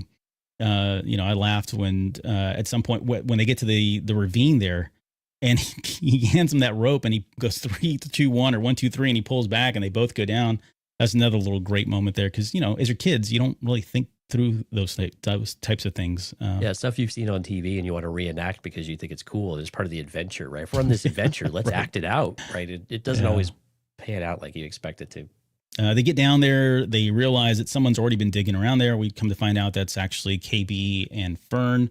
I love that whole you, me, right? The rivals. And I think these guys are going to really come together at some point. I think they're going to realize they have a lot more in common than they do that separates them.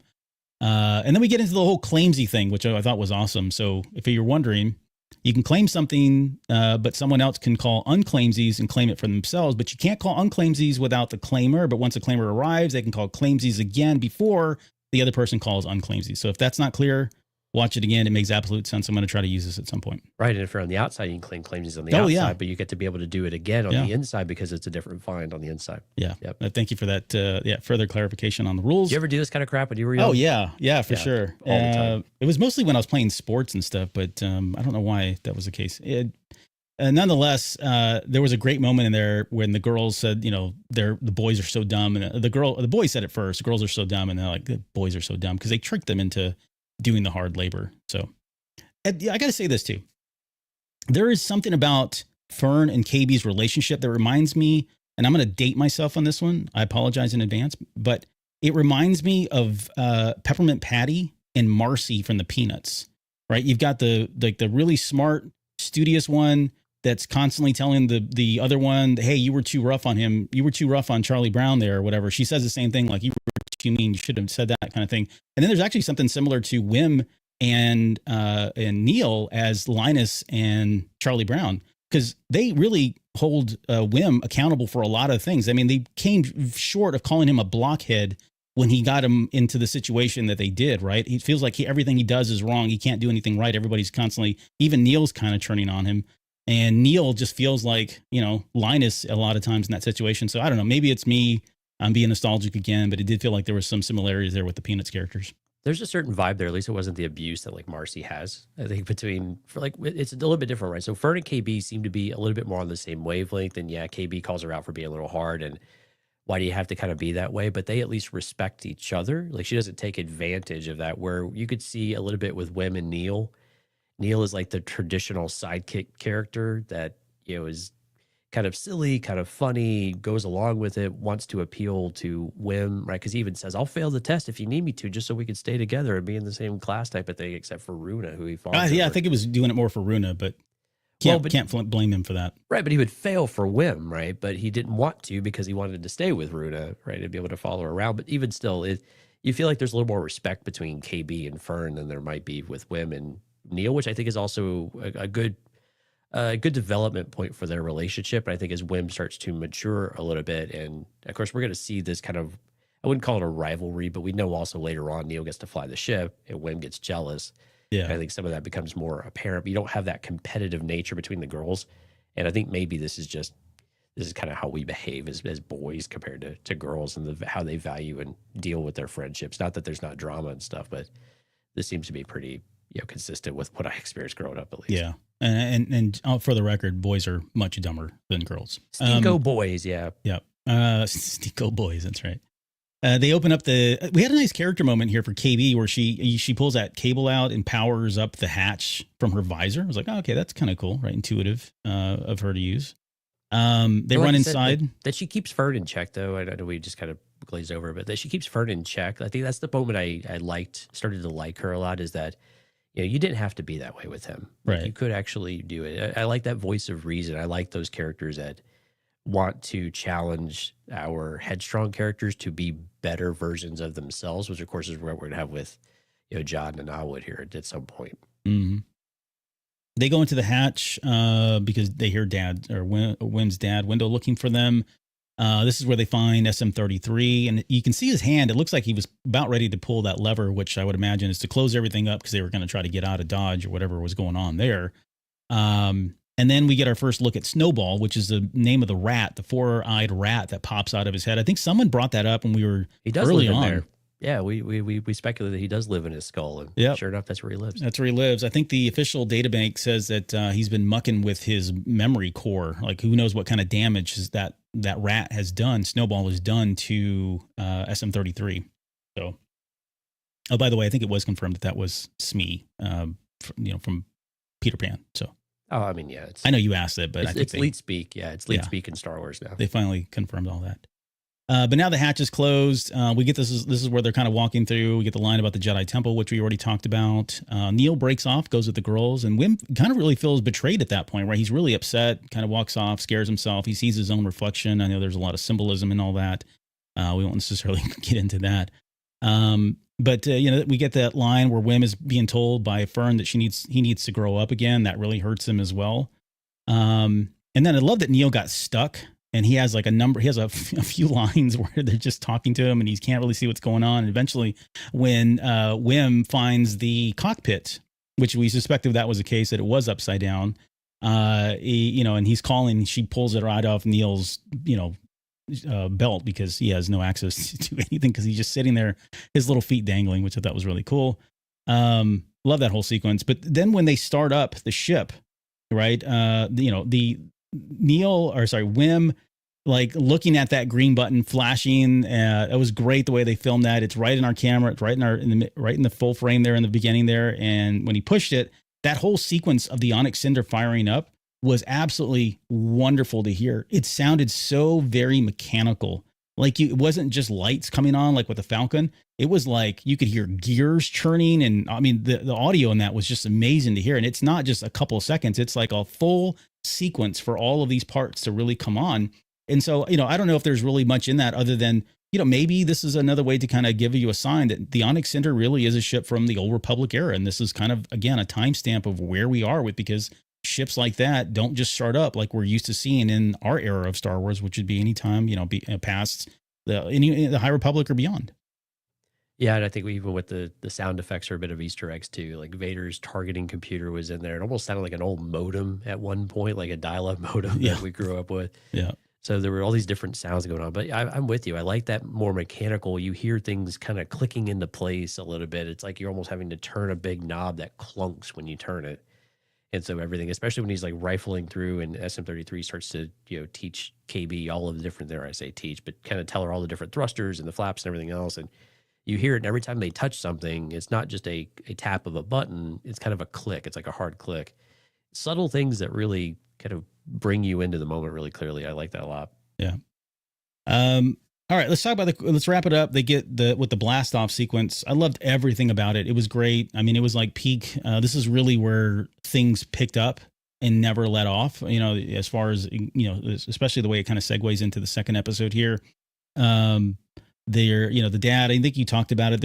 I want to go back and watch and like take screenshots of some of the shots from ET because there are some things on here that are just lifted right out of that movie. Dropping of the flashlights. I mean, all the flashlight stuff was just so straight out of Steven Spielberg ET. Even like the shadows and the use of lighting and all of that, just right out of it. There's a shot where the camera's on the ground, right? And Wim's dad walks up to it and you can see the feet walking up to it and picks up the flashlight. I'm almost positive that's a scene out of ET as well, but it's really good stuff. I loved all the nodes to it. Even the ship coming out of the trees and stuff is very reminiscent of ET's ship starting to kind of rotate behind a set of trees. So it's like straight out of it. I mean, some of this stuff it's so straight up. It's hard to even call it an homage anymore because it's almost like a straight parallel of some of it. Yeah, for sure.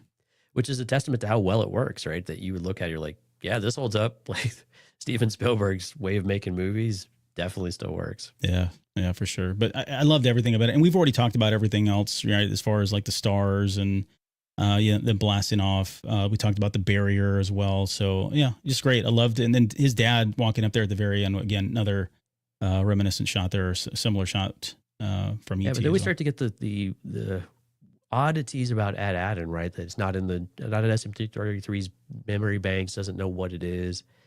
After they blast off into hyperspace, and that idea of like we don't know where we're at or how to get home starts to come in, and that mystery of At Attin starts to kind of sink in a little bit too in episode 2. Yeah, and that's where we pick up. I mean, they went into hyperspace. I think it's Wim that pulls them out of hyperspace. I love the effect. I think we'd seen it in Rebels, and I think we've seen it in some other series. The way what it looks like when the ship drops out of hyperspace unexpectedly like that. That was kind of cool. We got our first introduction to SM-33. Officially, which what's the actor's name that does his voice now? Oh, I don't remember. I love the peg leg though. Like the peg leg just makes me crack up every time. Well, and this gets into like the Major Domo stuff, right? With Captain EO, right? He does look like Major Domo. In fact, he even sounds like, I went back and watched it because I was like, man, he does sound a lot. He sounds familiar, and I was thinking maybe I'm just making this up in my head. But I went out and watched. You can watch the Captain EO thing out on YouTube, and there's a lot of similarities between the voice of the voice of Major Domo and the actor doing SM-33. Yeah, Nick Frost is his Nick name. Frost. Jesus, I'm sorry about that. Thanks, Michael, for the assist there. Yep. Thank you. So let's see. There was a moment there too, by the way, when they're talking to SM-33, and I think it's Fern when she says that she killed the captain. Neo goes, you can hear him gasp, like he's believing the story. Like, oh my God, how did I miss this? I didn't realize that she did that. She's quick on her feet, right? I mean, that's one of the things that you like about that. Like, she's a little brash and doesn't always think it all the way through, as much of a hard time as she gives to Wim. Like you said, a little bit of kindred spirits in a certain way, different ways of getting there. But she's really quick on her feet and kind of can manipulate a situation, and it feels like she can talk her way out of it. Of course, that doesn't really go well a little bit later on, but in this moment, she's at least putting these things like, well, how would a pirate think, right? Well, this is the order of operations. This is how they function. So she's able to put it together, and all right, we'll BS our way through and see what happens. It couldn't get any worse, right? Right. Yeah. There's also, this is the moment too, where after, he acknowledges, he calls her captain and asks her what he wants to do with the stowaways. And he's like, Wim is like, I want to be captain. I love that he tells him, well, you can, battle to the death. And he's like, oh, never mind. I won't do that. Right. You want me to throw him out the airlock for insolence? Yeah, right. SM-33 is so great that, and Nick Frost's delivery of these lines is absolutely perfect too. Oh, yeah. Of just they really are capturing, this is a pirate ship, and these are the rules of being a pirate, even though these kids clearly don't know what they're doing and they're just being indoctrinated into it of this is what it was actually like. If someone irritated the captain, if you ordered someone to get tossed out, walk the plank, it's done and over, right? Yeah, for no sure. question about it. Yeah, trial by fire. We have that nice little sequence too where he teaches them how to fly, which I thought was great. Everybody's just like us as the audience trying to keep up with everything he's saying, and KB's like, oh yeah, this all makes sense. So again, nice little character moment for her. As she's trying to take all that in. We get the emergency hull demolisher sequencer. Again, if they show you stuff like that in this type of stuff, generally someone's going to use it. So I don't know. We're pushing a button later, my friends. Where someone's pushing that thing. And whether it destroys the hull or not, maybe they stop it or whatever, but they showed it to us. It's probably going to happen. And they keep talking about how this is where they were really blaming it. He touches everything. He ruined everything. He did this to us. You got us here. You put us in this mess kind of thing. And that's where I was getting these big Charlie Brown vibes of being a blockhead. But yeah, to your point, they don't know where they are. And this was kind of a big eye-opening moment. Wow, they really don't know where they are in the galaxy. They've never been out. So them trying to explain to Smee, our planet as being At Attin, which isn't a planet he even knows, which I think is another telltale sign that this is, this planet either is so far back out of his memory banks, or it might've been called something prior to, right? And they named it something else. And now that the pirates all know it as At Attin because that's a place of treasure. But for somebody like SM-33, who maybe does have the planet, he might have a different name of that planet. You get what I'm saying? That could be be the case here. And there's some Easter eggs in there with Adelon, and Aldani was in there from Andor as well. The description of Aldani was interesting though, like a bog planet. And that's not what we saw, later, which I think also goes back to how many tens of thousands of years later or earlier does this droid think he is, to where maybe this planet has evolved and become more of this kind of foresty paradise that we see on screen. Yep. We get the only shot. So they end up agreeing to go to the spaceport and they take off. Okay. We get one quick scene only back on At Attin, and this is where Wendell is screaming for the droids. The droids find him. Right, he's kind of lost. We get the note that ships can't go in or out. Those droids talk about how they're investigating a seismic disturbance, so they definitely felt the ship taking off, which alerted them. And then they mentioned that the supervisor will not, and then it stops. The droids stop before he says, I don't know if he's saying approve. What? I think I would assume that maybe they're saying, look, we can't go after that. Supervisor's not going to approve us to go search for your kids if they did fly off into a ship, as you say. And they take their dad away. And I have a question now. I don't know where. We'll find out, I'm sure, in episode 3 or 4 here soon. But it is interesting that they pull him away and take him somewhere. So that's it. That's all we had there on that one. All right, let's get to some quick scenes here inside. We finally get why. I mean, people were asking, why is it called Skeleton Crew? There are no skeletons. Well, you got your skeletons. There's at least 2 skeletons. I'm assuming one of them is the captain. Would that be a fair assessment? I mean, maybe not. I mean, we've got 2 in the captain's quarters, right, alone, I think. So, yeah. I mean, you would think somewhere. Yeah. And again, it's almost like a skeleton crew. You only got 4 kids and a right. droid too. And it could be a double meaning there. Yeah. Yeah. So it works.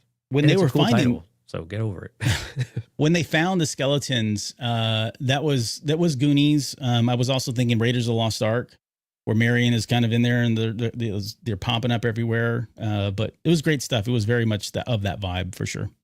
Yeah, absolutely. I think you threw out there Poltergeist, which I don't know if that's the scene that you were talking about, but there's a scene at the very end of Poltergeist where he goes down into the graves and all the same kind of sequence. So they're all over him and stuff. But anyways. Yeah, right. The real, he also, by the way, Wim says something about something being real neat. There's a lot that's used in Goonies quite a bit, but that's just another minor thing that I had in my notes. But Wim liking this idea of going anywhere they want to in the whole galaxy. He is so in the moment, right? He's so happy that they're not on At Attin. They're not talking about math. They're not talking about testing, any of that stuff. This is what he's really lived for. This is what he's wanted so much. And it's such a dichotomy compared to what you see from Neil, who all he wants to do is go home, right? And even the girls to some extent are they kind of feel, maybe not Fern, but I think KB is probably in that same boat too, where it's like, hey, we need to get home. This is not what we need to be doing. And he wants nothing more than to be out there. Yeah, I think it's a bit much for Fern too. I think she's also feeling that stress, especially as this episode goes on. Like, we're in over our heads. Like, she likes to be the big fish in the small pond, not to be the small fish in the big pond. And I think that's the difference here, where Wim is looking at it from, like you were saying, a moment of adventure, right? Things I've longed for my entire life. It's at my fingertips. We can figure this out. We can do this. We don't ever have to go back. There's nothing for him to go back to, right? He feels more or less kind of abandoned anyway by his dad, maybe, and those types of feelings, right? When you're young, those feelings are really big. And so, but I think even with Fern, it's overwhelming at this point. Like, there's so much change going on. Like, I need to go back to my life where it was much more comfortable. At least I knew what to anticipate. Here, I feel like I am just completely lost, and I'm making it up as I go. And this loss of control is beyond what I feel comfortable with tolerating at this point. Yeah. Yeah. I mean, them being alone, no parents, no adults. They've got a droid that they just met. Yeah. Yeah. That safety net is gone, right? Yeah. Yeah. All right. Let's talk about Port Borgo. Dude, that whole spaceport was awesome. Like, there was so much to see and take in at any given moment. I loved everything about it. The ferryman was Teak. We talked about that going in. They'd already said that was the character. That it's a species, but it's also the character. So I'm not really sure. I'm saying it's the same one from Battle for Endor. Maybe it's not, but either way, I love the character. I love the fact that it was a puppet.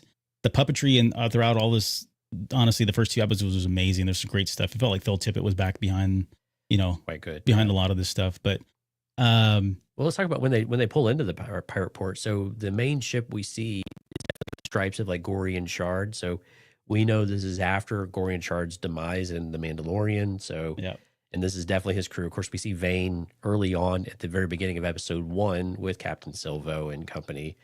So we know this is kind of the remnants of that crew, right? Where they may have recongregated or whatever. We do see Hondo's ship, or at least a ship that looks exactly like Hondo's. So let's do this. Come on, Hondo. It's possible. You're saying there's a chance. There's definitely a chance. So I think those types of things are really, really cool there. And then the port itself, it just feels like a port. We see, someone getting a tattoo, right? We see someone getting an eye, a replacement type of thing from the Ishi Tib that got shot in the face at the beginning of episode 1, right? We see a Gran with one of his eyes missing and a patch, right? And just the overall vibe just feels so like they did a great job of this port and being able. And of course, this is kind of a callback to the Legends as well. Like the whole port showed up. I forgot where it was. It was one of the books, right? The young Jedi, young Jedi. Oh, Knights, the Borgo. I forget what it was called. Borgo Prime, I think. Something like that. So it's probably the it. same place, again, built into an asteroid. But just the whole aesthetic of it looked wonderful. I mean, using the volume here, but I think the volume, like they figured out a way to actually keep this and have it feel like there's depth to it. And like these smaller environments without making it feel big and outdoors made a lot of sense, where they go in and have these, go up to the, to the hibachi grill type of thing and encounter these other characters. So it all worked pretty well. Yeah. It was great. I really loved all of that. We'll get to more of the. I want to talk about the alien races too here in just a second. But Neil pays them, or I think Wim pays. What's his face now? Teak. And who knows? Yeah. Yeah, and he runs off. Like, he runs really fast. By the way, if you've watched Battle Endor, that's his whole thing. He zips around super fast, but he runs off like, I'm pretty sure ready to retire, because I don't know how much. What the value is of these Old Republic credits, but that's why he was laughing and cackling almost, and then took off once he got it, because he probably just got way overpaid for what he did, which is just running his ferry. How hard did you laugh when Wim started putting his money in his sock?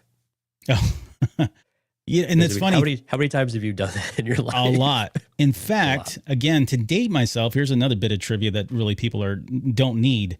Back in the 80s, there were some shoes called kangaroos. Do you remember these?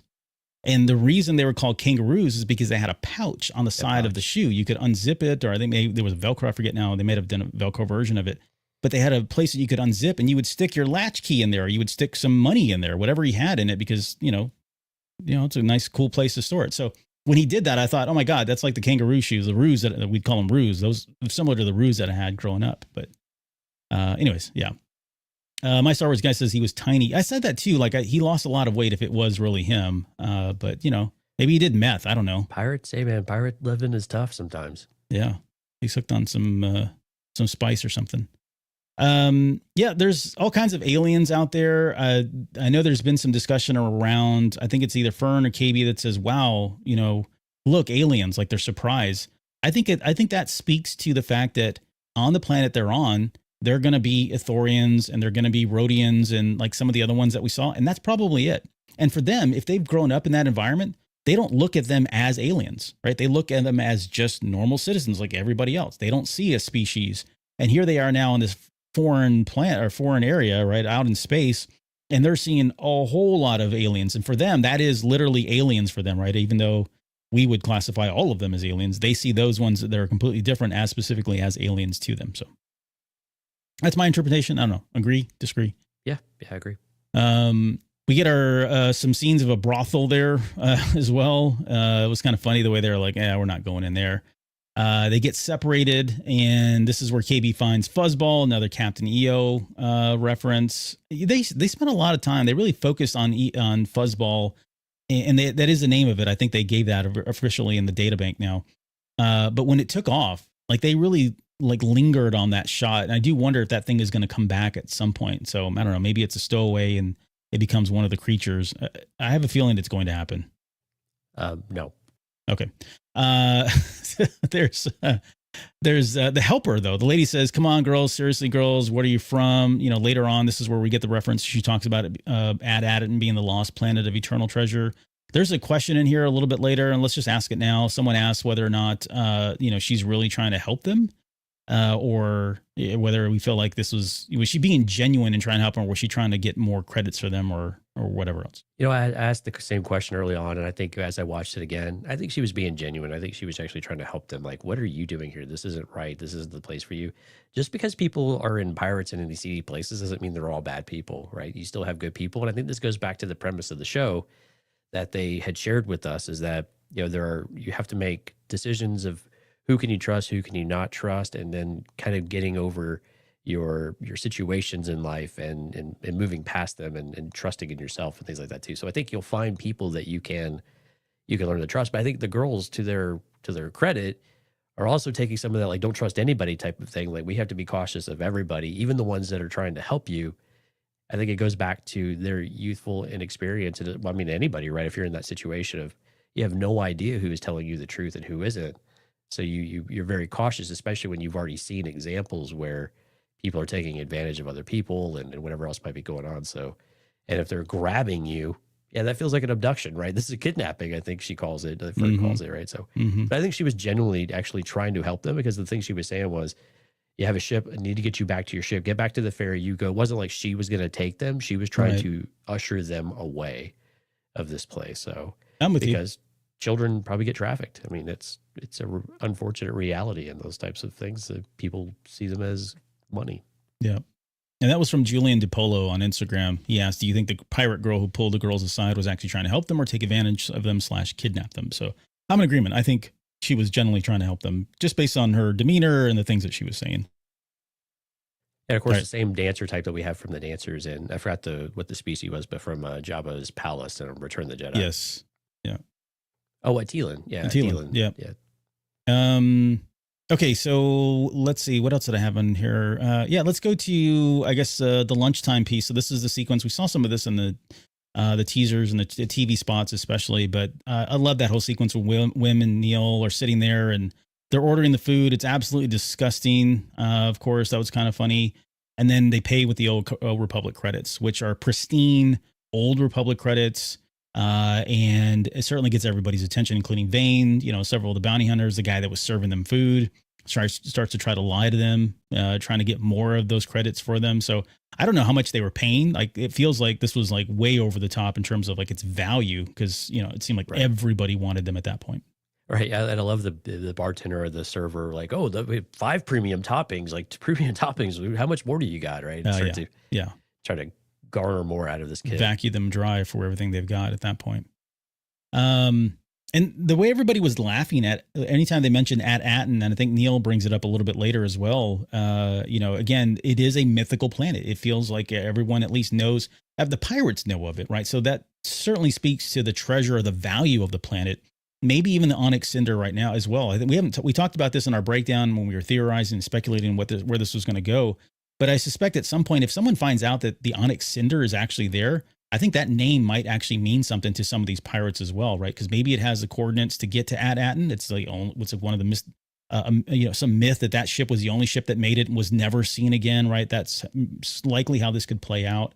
There's a question real quick I want to go to. Jackson Abbott in the chat just said, "Do you guys think the idea of their home planet being a myth? Do you like the idea of it being a home planet, their home planet being a mythical planet? I think the treasure shown in the trailer is going to be at Attin, them walking into that."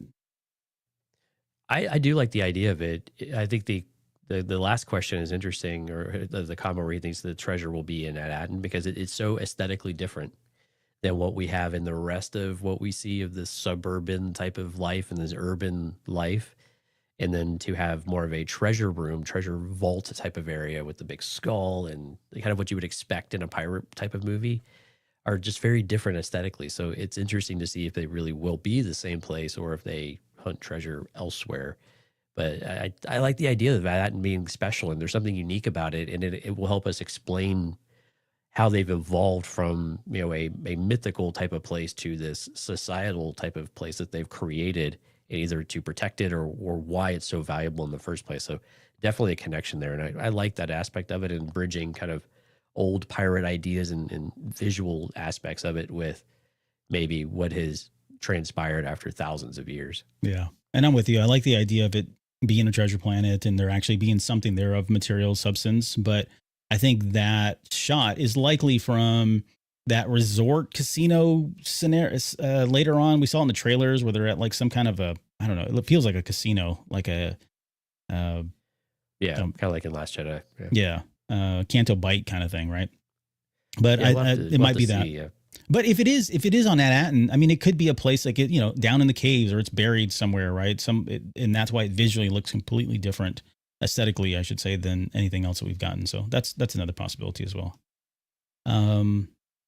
Okay, let's see. All right, so they end up running off, right? Wim causes a distraction. They run off. Fern fires off a shot when they're kind of cornered, and this is where SM-33 finally shows up, which is a great sequence. I love the way he kind of lifted himself up and then goes into just full-on combat mode, which was really cool to watch. It was so crazy. I mean, I noticed it when she got off the ship. We didn't really talk about like when they got onto the little ferry. It actually reminded me of ET with like the bubble, and stuff with the little portable things. That's right. You actually see she's got a blaster strapped to her hip. It's like you got this preteen with a blaster firing in the air. Well, he tells her too. He's like, "Keep your blaster ready, or keep it at hand, or something." Yeah. Yeah. You're like, wait. We gave a kid a blaster. Yeah. Of course, she's a pirate. Yeah, she's a pirate. You have to have a blaster. Right? Yep. He comes in, says, "Do not touch my captain." Again, sounded a lot like Major Domo once he started talking here. But he beats up the pirates, and then they run off. And this is where he's talking about, he goes, because we're all pirates. And she's like, "We're not pirates." And he's like, he says about to say something. I forget what it was now, but he gets cut off because this is where he gets shot by either Brutus or Gunter. One of the pirates ends up shooting him with some kind Brutus. of Brutus is like kind of like an ion type of cannon. Actually, his shields though that SM-33 had, like he was blocking shots and they were warming up, and he, like the warthog looking character, like kind of burns him, and all that was actually pretty cool as well. Like the whole fight scene was actually pretty neat. Yeah, and I don't want to gloss over it, but there were some great moments in his use of all that. But it did look like after he was done too, it almost seemed like he was kind of exhausted. Like it took a lot out of him. Again, maybe speaking to how old of a droid he is. He's an oil bath. Yeah. I wonder if Hu Yang knows who he is. Maybe they were roommates back in college. He's probably older than Hu Yang, actually. Yeah, he probably could be older than Hu Yang. Isn't that crazy to think about? All right, so they get caught. He tells them they're going to throw him in the brig, and I think it's Wim's like, "What's a brig?" Or maybe it's Neil that says, "What's a brig?" They're not even sure what that is. They get into the brig. Really, some really cool moments here too. I like Neil talking about how the dirt's really dirty when he mentions that. And then they come up with this plan that they're going to send Snowball to go get the key. And I love the way that was shot because it looked like it was going to work, right? The Snowball runs out and it feels like they had a connection. He was understanding exactly what the kids were wanting him to do. And then he gets up there and it turns out, well, it's just a rat and it decided to take off. and go do its own thing. Now, I suspect it'll be back, and it probably will have a bigger role at some point down the road. But I did love that little sequence as well. Let's see. This is where let's get into the last part of it. We'll call it Return of the Jedi. I don't know if that's really the right way. Probably not. No. But this is where we get Jod showing up and saying that he wants to help them. Now, he's been in shadow. He's been listening to all of this, right? And so you got to really kind of take this with a grain of salt because we don't know where his character loyalties lie just yet. And Jude Law has really said a lot about this without really saying much, talking about how, he goes by many names, whether he was referring to this being Captain Silva as well as, Jod, or maybe he has other names and other aliases as well. But he's been sitting in shadow. He's been listening. He could be using everything they've said to manipulate them because he talks about, I'm going to get you to your ship. I'm going to help you find that planet of yours. He says that, he just asks that, they help him as well. He take him with him because he's been stuck on this rock. And then we see that his legs have been shackled together. He talks about the distance between us and the key is just an illusion. He uses the force. I love the music here. When it first started, I was like, oh, that's the force theme. And I was like, oh, wait, no, it's not because it deviates. But then once they show the key coming back, it goes right into the force theme. I was like, oh, yes, that's cool. It was after all that. Yeah, beautiful cello solo on it. It's really beautiful. So I guess the big question here, right? And then it ends with him saying, can you keep a secret? Because, look at, I think it's Wim who's like, oh, my God, this is a Jedi, right? I guess the big question is whether or not, he's force sensitive, or is he a Jedi? Is he a liar? Is he a pirate, thief? Where do his loyalty lines? What do you want to say about our introduction to Jude Law here? That was a lot of questions all at once. I know, sorry. Is he a Jedi? No. Is he force sensitive? Yes, I think that's actually true. Does he have any kind of formal training? Probably not. Is he a pirate? Is he Captain Silva? Yes and yes. Why? So I've seen this asked a lot of things like, well, why hasn't he tried to escape then? Why is he just now trying to escape? I think is probably kind of a simple answer. I think one is how many people to get in the brig. I think first of all that are actually have a ship that is maybe not a normal pirate type of ship, right? So there's something a little bit different about this that he could actually manipulate, and they have something tangible of value that might be worth pursuing as well, right? Because he's hearing this conversation about At Attin, and so there's a carrot to chase as well as getting off of that rock, but also a potential prize at the end of it as well. And these are kids; you can clearly easily manipulate them, and they seem scared. So all those things kind of play into it. This is not any kind of I need to take care of these kids or anything. It's very much get out of here. It's kind of like what KB and Fern are doing, like check it off the list of what do we need to do? What's step 1, 2, and 3? Jod is doing the exact same thing. Like, we've got an opportunity. They have a ship. They had a ship that was able to get into this place in the first place. We kind of glossed over that the ship was able to get in without any kind of triggering of the defenses, which appear to be quite robust. Mm-hmm. So clearly there's something about the ship that either it has some sort of unique signature that designates it as a pirate, or maybe it predates a lot of that stuff, so it's able to slip in some way and somehow. So that's kind of another interesting aspect of what is special about the Onyx Cinder in general. You kind of mentioned that too, but I think with Jod in particular, I think those types of things are the things that I would kind of gravitate to, playing in of why he's still there, and many of that is just opportunity and the kind of the right opportunity. And I think if they're able to just get out of the cell, he could have let himself out, but he would have probably died trying to get out, or just been stuck and then right back in the brig. So bide your time, the right opportunity will come about. And, he's probably a little depressed too. We'll give him. Yeah. I agree with all of that. Like, it feels like it's very, yes, he could have left, but he was waiting. He's not dumb. I mean, the odds of him leaving the way in the condition that he was, he's still shackled. I mean, maybe that key unshackles his legs. Maybe it doesn't, right? Maybe that's another thing. It's like, okay, I could get out of here, but then how far am I really going to go if I have this still on my feet? Let's just say that key does open that up. He feels like he probably is more of an opportunist. And this was like he wasn't going to try to leave, but now that these kids are here and they have a ship and all the reasons you just said, it's like, holy crap, this is the force, the will of the force. It's now time for me I'm going to get away from all of this with a better situation, a better set of circumstances than I had I been just by myself. That seems more likely the reason. I'd agree with all that except him thinking this is will of the force, because I don't think he buys into that part of it. I'm sure maybe he just sees it as luck. How about that? Fortuitous timing. Yeah. Fortuitous timing. I'll go with that as well. But I'm with you too. Like, I don't suspect that he's a Jedi. He's probably force sensitive. I don't really buy that it's illusion. I know that people have been talking about the key kind of rocky and shaky, but it could be his connection to the force. You know, we've seen other characters kind of go through that as well.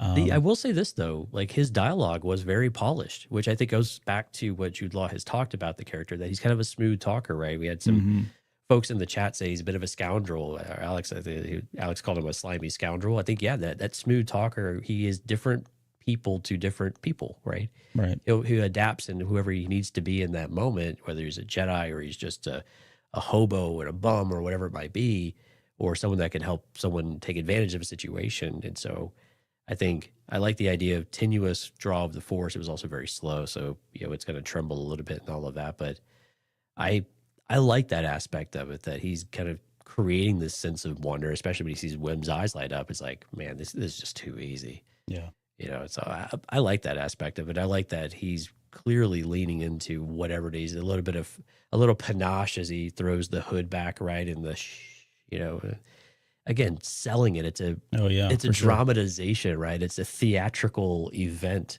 that he's leaning into of, yeah, of course I'm a Jedi. Just don't tell anybody. Our secret. Yep. And we saw in the trailer where he's that question's going to be asked of him specifically. And he does provide a very shady, unconclusive answer as well. But yeah, overall, I mean, I know we kind of went through the second episode much quicker than we did with the first, but I thought 10 minutes shorter. It was pretty short. But I did feel like it was probably a better episode than the first episode. And I don't know if that's really a fair to say, just because they were trying to do a lot in that first episode to get everything set up. Yeah, they were very different. Right? Yeah, where this one was just like, you know, it was just a lot of meat, a lot of great stuff all the time, beginning to end. So let's do this in the next kind of like 10 minutes, right? Because I don't want to go too long here any further, but 10 minutes. Let's go to the questions. Let's just do them rapid fire succession. Quick answers. We won't spend a lot of time because I do want to save a lot of the discussion on At Attin, which honestly, much of these questions are very similar as well. Seem to be very focused on At Attin, but let's get through those. And then we'll announce the two winners of the posters. So Lucid Truth from Patreon says, I'll ask this again after the series, but the first two episodes, does it need a season 2? He talks about E.T. didn't have a sequel. Goonies never had a sequel. There's probably financial reasons for that. But he says, you know, after enjoying these first 2 episodes, he feels like it'd be fine with just a season 1. Would you be okay if it was just one season? Do you think there's something more here? Oh, we'll have to see where the rest of the series goes, I think. So I think Lucid Truth's got a fair point. We need to kind of reevaluate as we get towards 6, 7, and 8 episodes. But, you know, I'm usually okay with solitary storytelling. We say it's just one season and that's kind of the end of this kid's story or these kids' stories. But I think it's also about how well it goes. I mean, if this is something that's adventurous, and the idea of pirates and serial storytelling within Star Wars is something I'm a huge proponent of. And I think it could be fun and get you out of the main narrative and just bring you back to fun in Star Wars. And so ideas like Skeleton Crew, I think, could work, and you could continue this arc maybe with different characters. Now, if this show is as centric around these 4+1 or 4+2 characters, it might not feel right to go along that line of dropping 1 or 2 characters along the way and not keeping the core together. But we'll have to see where it goes. But I'm okay either way at this point. I think the characters are kind of good enough at this point. But I think when you get like a character like Neil in particular, right? Neil probably is going to want to go back home and appreciate the things he has more, but go back to the lifestyle. But yeah, you know, I'm okay with one season of this too. And it's just, hey, this is just a fun adventure. We leave it as is, and I'm okay with that too. We could continue Pirates in a different way without this young cast. But what about you? I'm with you. Like, I think this decision will be ultimately be made, of course, on how many views it gets and all of that, right? There's probably a financial aspect to it. But I think going into it, I think I'd be okay with the season 2 so long as it's in service to the larger story, the larger narrative that they're telling, right? I mean, these characters, I'm sure that the writers have put little Easter eggs and gave us little paths that we could jump off at some point and explore further, that sort of thing. But I suspect this does play into a larger narrative. So if they came back with a season 2 and it still continues to fulfill that, I think that's probably okay. I say that now, but he posed the question really well. Like, let's ask this again at the end of the season, because we may have a very different perspective depending on how much, you know, where the story goes and just what is still open and available for us, right? Yeah, and I think one caveat to that, Something I was really impressed and blown away by this, and we haven't said it in so many words, is that the acting of these kids is actually quite good. Yeah. It's been impressive from what they've been able to deliver based on what your general expectations are of a little more inconsistent performances. But each one of these four so far have actually done quite a good job. So Yeah, for sure. it's not because of the acting or anything like that. It's just more of what's the narrative going to look like over time. Yep. All right. So thank you, Lucid Truth, for that question. All right. You got the next one. Yes, this is from Jeremy Reese in an email. I just finished the second episode and really enjoyed the nod in the original trilogy soundtrack music as Jod Nanawood moved the key using what appeared to be the Force, with this being such a departure from other Star Wars projects. At this point, it seems far removed from the Empire Rebellion storylines. What other musical tie-ins do you think we could hear? This, man, this one's a tough question because I don't know enough about Mick Giacchino and his work. He leaned into, of course, the Force theme. There were probably other themes in there. There was some stuff from Jedi that I wasn't really able to kind of wasn't able to nail down, I think. Anyways, at least I'm hearing it. I could be hearing it wrong. And plus, they haven't released all the soundtrack yet, which I think they released a couple of tracks, if I'm not mistaken. I saw people posting about them. I have not listened to them yet. Right. So I think the quick answer is yes, I think there will be more nods to some of the other music. I suspect that depending on where the story goes, we could get stuff that goes back to the prequel trilogy. It feels like we might get more stuff that's more heavy, more focused around the original trilogy. So maybe some Battle of Endor type stuff in there. Anytime Jod's around, we'll probably get whimsical themes of the Force theme to continue to happen. I don't know that we'll get anything that kind of, maybe at the very end, we get stuff that kind of echoes into what we're leading into. So maybe it's not necessarily tying back to the John Williams stuff, but maybe there's some of the stuff that we got from Kevin Kiner, like in the Ahsoka series with Thrawn, if that really is the case. Maybe the stuff that we're getting from Ludwig and The Mandalorian, there probably is a way to kind of tie some of that in there. But I do like this idea of him teasing some of that stuff out without really necessarily being in your face. I thought he did a really good job of what we've gotten so far. Yeah, I've got kind of like a three-pronged approach here. I think when we're on At Attin, we've already kind of heard more of the sweeping type of tones, right? So a little more leaning into John Williams' E.T. early 80s style, more kind of like Attack of the Clones type of style, very fluid, very delicate in some kind of ways. I think what we saw with Jod when he was using the key was a very simple type of music. And it was a quieter moment, I think, in general. I don't want to oversimplify. Our sample size is very small, so it's difficult to tell. But I would like is that if we are kind of in this old Republic type of feel for some of this, I would like Star Wars themes to actually be broken down and to be much more simplified and simpler and fewer instruments, so they're actually more narrow in scope to kind of replicate more of a more simpler time, right?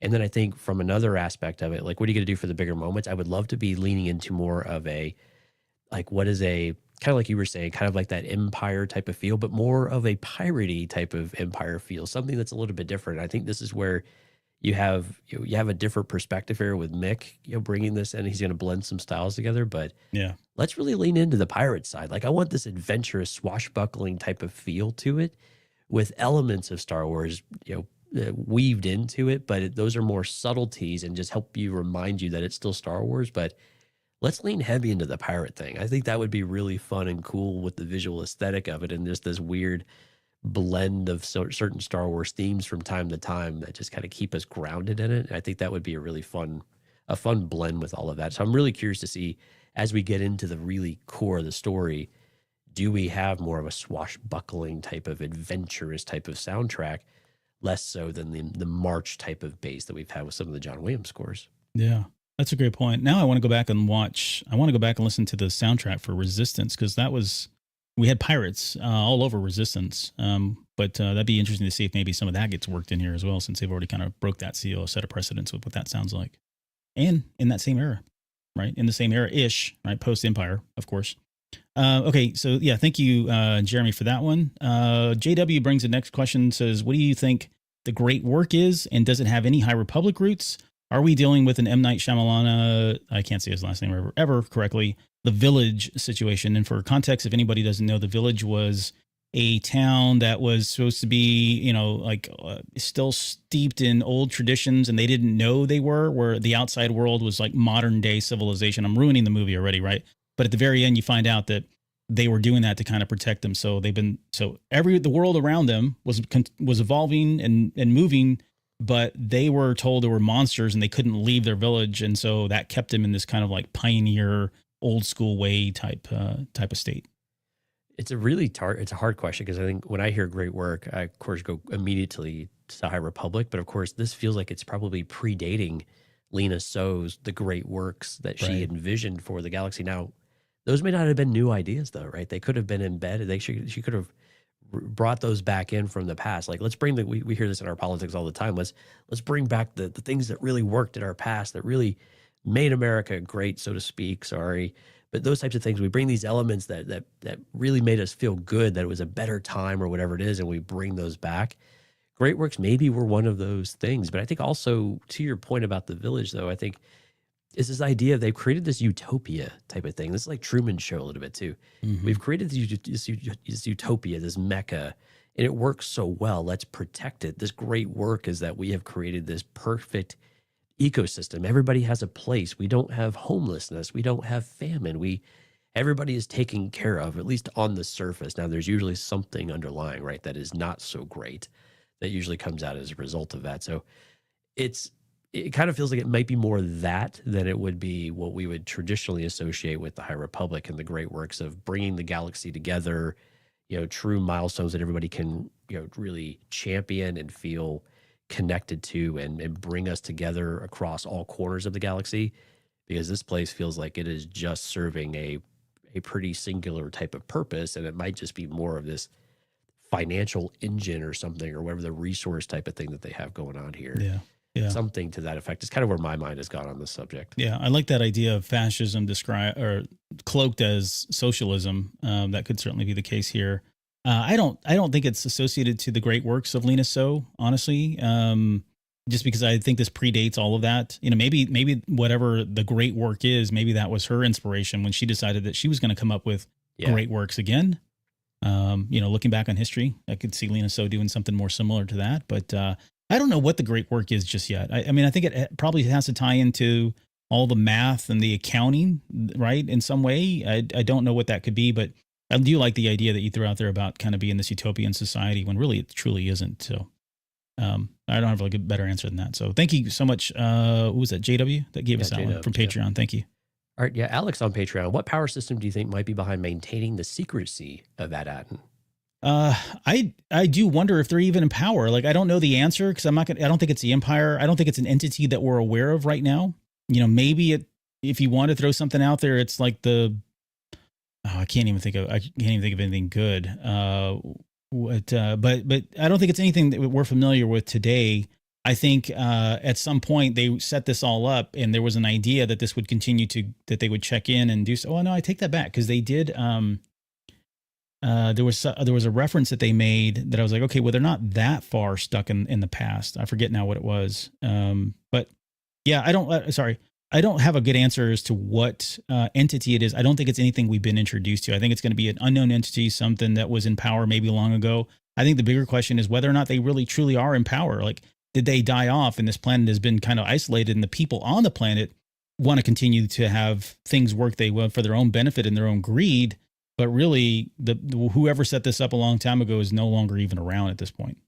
Yeah, sometimes it's tough to tell what has been institutionalized. We feel like we have to keep going just for the sake of keeping it going, because we fear that if people find something else out that we've actually moved past thousands of years ago, you could have significant rebellion, significant revolt, things like that, upheaval within your system, and it completely uproots it all immediately. So it'll be interesting to see what this power body is, whether it's these supervisors or if there's some other type of council or committee that runs this planet or runs the city, whatever the extent of all this might be.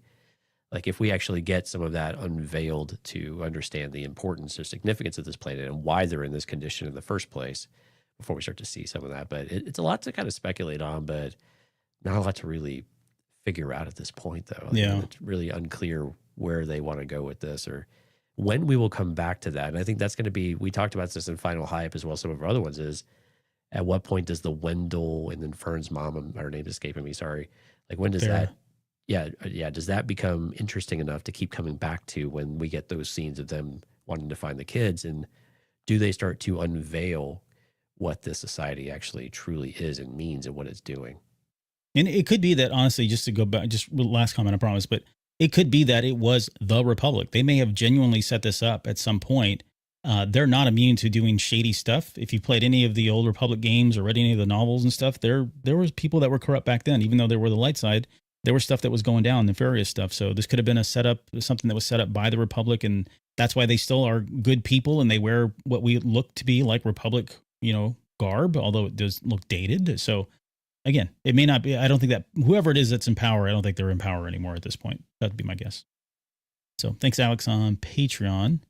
Are you asking the next one? I've already lost track here. I think I could ask it. Doesn't matter. Utini. So is there any super sleuthing to determine what story and or Jedi Whim is fawning over? We kind of talked about this. Yeah. But to recap that one. Yeah. It's in short, it's basically stories about, there's two Jedi. I think there's one named Lena. And then there's another one named Druin, I think, or something like that. And it's just tales about them fighting Sith, and they mention the Sith. And I think the big takeaway is, yeah, it's cool. Nothing really big or deep, but it does speak to the fact that Whim in our time period now, which is in the New Republic era, is reading about Sith that have not been around for over 1,000 years. I think speaks to when this place was originally set up. I think it gives us a timestamp of when At Attin existed or was created, and which dates back to the era of the Old Republic, because that was the last time that we had Sith and Jedi fighting, like the Sith Jedi Wars, and even before that. So, yep, well said. Let's see. Connor from Patreon says, if At Attin, let me put this on here. If At Attin's a Galactic Republic shield world of sorts, are you expecting it anyone high profile leading it, or Republic era credit? More of a misdirect. Sorry, I know I botched that. He's asking the same question that I think we just asked too, about what Alex asked as well. Yeah, I think this dates back well before the Galactic Republic that we know from the prequels. So I don't think there's any connection to it. We had speculated I think you had thrown out some ideas with Palpatine or whatever else. Those seem to probably debunked at this point. Yeah, at least there's nothing to suggest that there's much of that going on. So I don't know that there's any big misleading, but again, there's a big question there of, is it, even with this old style, is there a reason why it's still being kept off to the side and it's not in the Jedi archives, therefore it doesn't exist type of thing. So what's that reason that they've removed themselves from the galaxy at large? And is that intentional, or is there, and if so, is there a reason why, and when will we get that information? So I think that's definitely something we want to hear. If you're a Patreon member, that'll be the show Sunday. So we'll get into more of that as well. I've got more theories, and I'm not going to share them tonight because we're really over on time. Next question is from Adam Jung on Facebook. Says, I heard it said in an interview that Neil is not the same species as Max Rebo. Have you heard this interview, and was it said what Neil's species is? So that's correct. He's not an Orlin like Max Rebo, and no, I don't believe they have said, correct me if I'm wrong, but I don't think they've said what he is at all, or what his family is. They've I think he's literally listed as a Neil species right now. So yeah, wait for the action figure to come out, then we'll see. Yep. All right, let's see. Mike, who's with us tonight. So Mike says, what other tricks do you think KB can do with her visor, and why does she have it?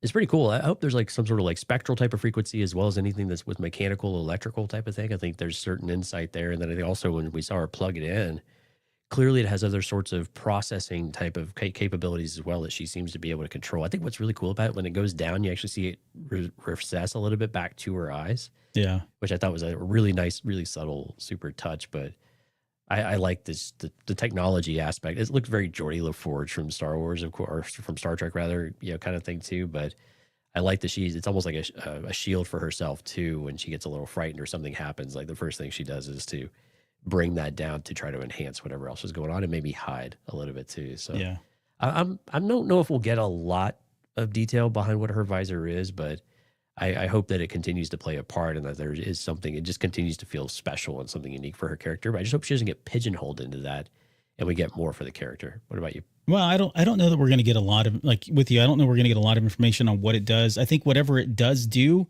is probably going to be kind of limited given where they live, right? It's probably something to help with computations or math of some sort, right? As boring as that may sound, but she might find a unique situation where she, can take advantage of that and come out ahead for the team or whatever.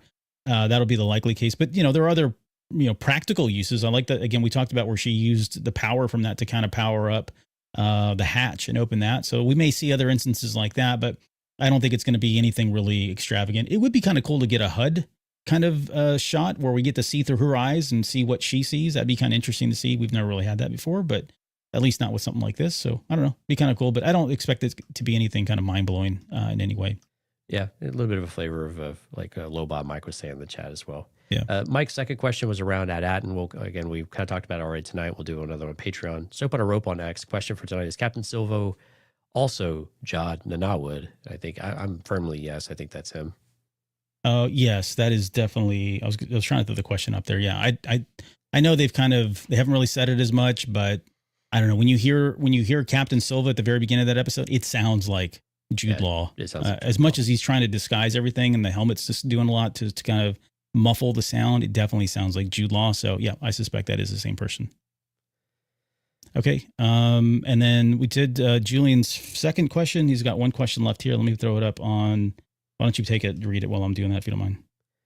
Wait, which one is it? The one I've got it up here. The Jedi story in the tablet apparently features Old Republic Jedi finally becoming canon. So now that we know that At Attin is detached from the rest of the galaxy / unaware of an empire it cut off here, do you guys think this planet was detached from the rest of the galaxy in Old Republic times, High Republic times, or just the prequel trilogy? Yeah, I'm going to go with Old Republic times. I think this has been far removed from the galaxy for a very, very long time. Yeah, I'm with you. I think it's Old Republic. I think we're going pretty far back. And I think I teased this out in the final hype show, but I'd love to see if there's something they lay down here that gets picked up if and when we ever get to James Mangold's Dawn of the Jedi, or we get to whoever at this point is going to do something with the Old Republic, because it does feel like they have been ramping up in the last 2-3 years to bring the Old Republic in some way. So it would be nice to have Easter eggs or just, some foundational stuff created that we can pick up as Easter eggs, or maybe even build upon during that Old Republic era, if and when we get there. So it'd be kind of cool that it was planted in here. And that's just my comic book mind working, right? Where they plant little things like that, and then someone takes it and blows it up and becomes really big. So be kind of exciting to see all that. Yeah. All right. Thanks everyone for the questions. We did do a drawing ahead of time. So we pulled numbers, and we pulled number 1 and number 6. So drum roll, please. The first winner tonight for the poster is Lucid Truth. So thank you, Lucid Truth. And then Connor Burke was our second winner tonight. So if you are listening to this, we'll reach out to you via the way that you asked your question, and we'll try to get your contact information here soon so we can get these sent out to you. So thank you everyone for all of your questions. Continue to bring them in, whether they're about episodes 1 and 2 or after you see episode 3. I think when did you put the cutoff for questions? We're going to do shows on Wednesday nights. Is it like Wednesday at 7 or 8 p.m.? Yeah, 7-8 p.m. on Wednesday night. I mean, just try to be. Don't slam them in last minute, because I'm worried we're going to miss them if they don't get them before then. So don't procrastinate. Get your questions in. We still have 6 more posters to give away. Maybe we'll do a bonus poster as well. We'll talk about that. But yeah, get them in as soon as you can. Yeah. So thanks everyone for all the feedback and involvement there. We certainly do appreciate that, and hope you enjoy the answers and the discussion that goes along with it. All right. And before we go, the other thing that we do on the show, again, if you're joining us for the first time, I know it's been a longer show, but this is typically how they go, because we really break down everything. But this was 2 episodes. Yeah. Yeah, whatever. Jonesy has some thank yous for everybody that joined us in the live stream tonight, which was a lot of people. Yeah, again, thanks everyone for coming out for the live stream. A lot of people chatting, a lot of great conversations, interaction with folks. So if you'd like to come out and do that, cantinacast.com/YouTube. We'd love to have you. We're going to do these shows Wednesday at 9 p.m. Central for the reaction shows, the breakdowns, and then we'll come back and let you guys know what we have planned for Sunday nights for either the main show or for Patreon. And usually with Patreon, we'll do a little bit deeper dive on a certain subject if it warrants it. If there's something really cool that came out, we'll talk about it in general terms to keep the show moving on our main show, and then we'll come back and do a deeper dive there. And of course, we like to recognize everyone that came out and joined us for it. So all the people in the live stream tonight, hello internets, Michael, Music Train, Sky, One Up versus CPU, JJ Skywalker, My Star Wars Guys, Alex, M. Robbins, Gary Smith, J Dubs, Steph, Will of the Force, Dante, Jackson Abbott. If I missed anybody, my sincerest apologies, not intentional. Please do come out and say hi. We saw a lot of people in the background. Thank you all for joining us. We hope you've enjoyed Skeleton Crew and our coverage of Skeleton Crew, and we'd love for you to come out and say hi to us. If you would, leave us a like on the video if you liked it. Leave us a comment. Let us know what your favorite part of the 2-episode premiere was. What are you looking for? Did we get one of our speculations in a different direction than you thought it might be? Let us know. We'd love to hear from you. We'd love to spotlight anything. And sometimes we'll even come back to those comments in the next episode if it was something kind of remarkable that we feel is like, wow, yeah, we really did miss the boat on that one. So yeah, but appreciate everyone's interaction there. We enjoy it. Okay.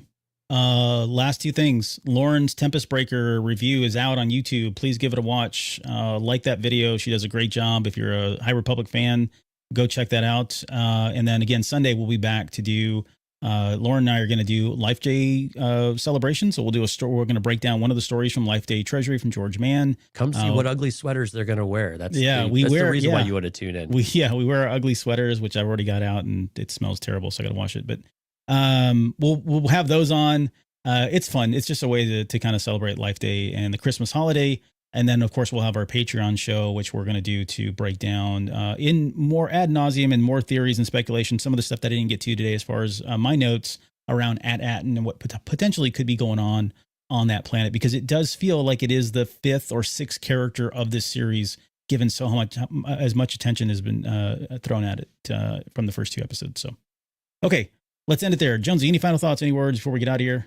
Oh, thanks for joining us, everyone. All right, guys. Thanks for joining us, and we will see you all on Sunday.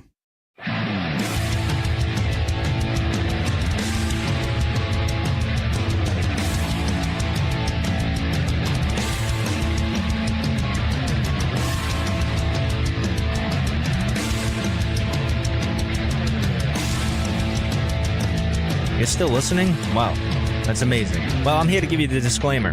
Normally we do a big, long, drawn-out disclaimer thing saying what's what and who's what and all that other stuff, but I think you guys kind of know that Lucasfilm and Disney have no affiliation with us at all, and we have none with them.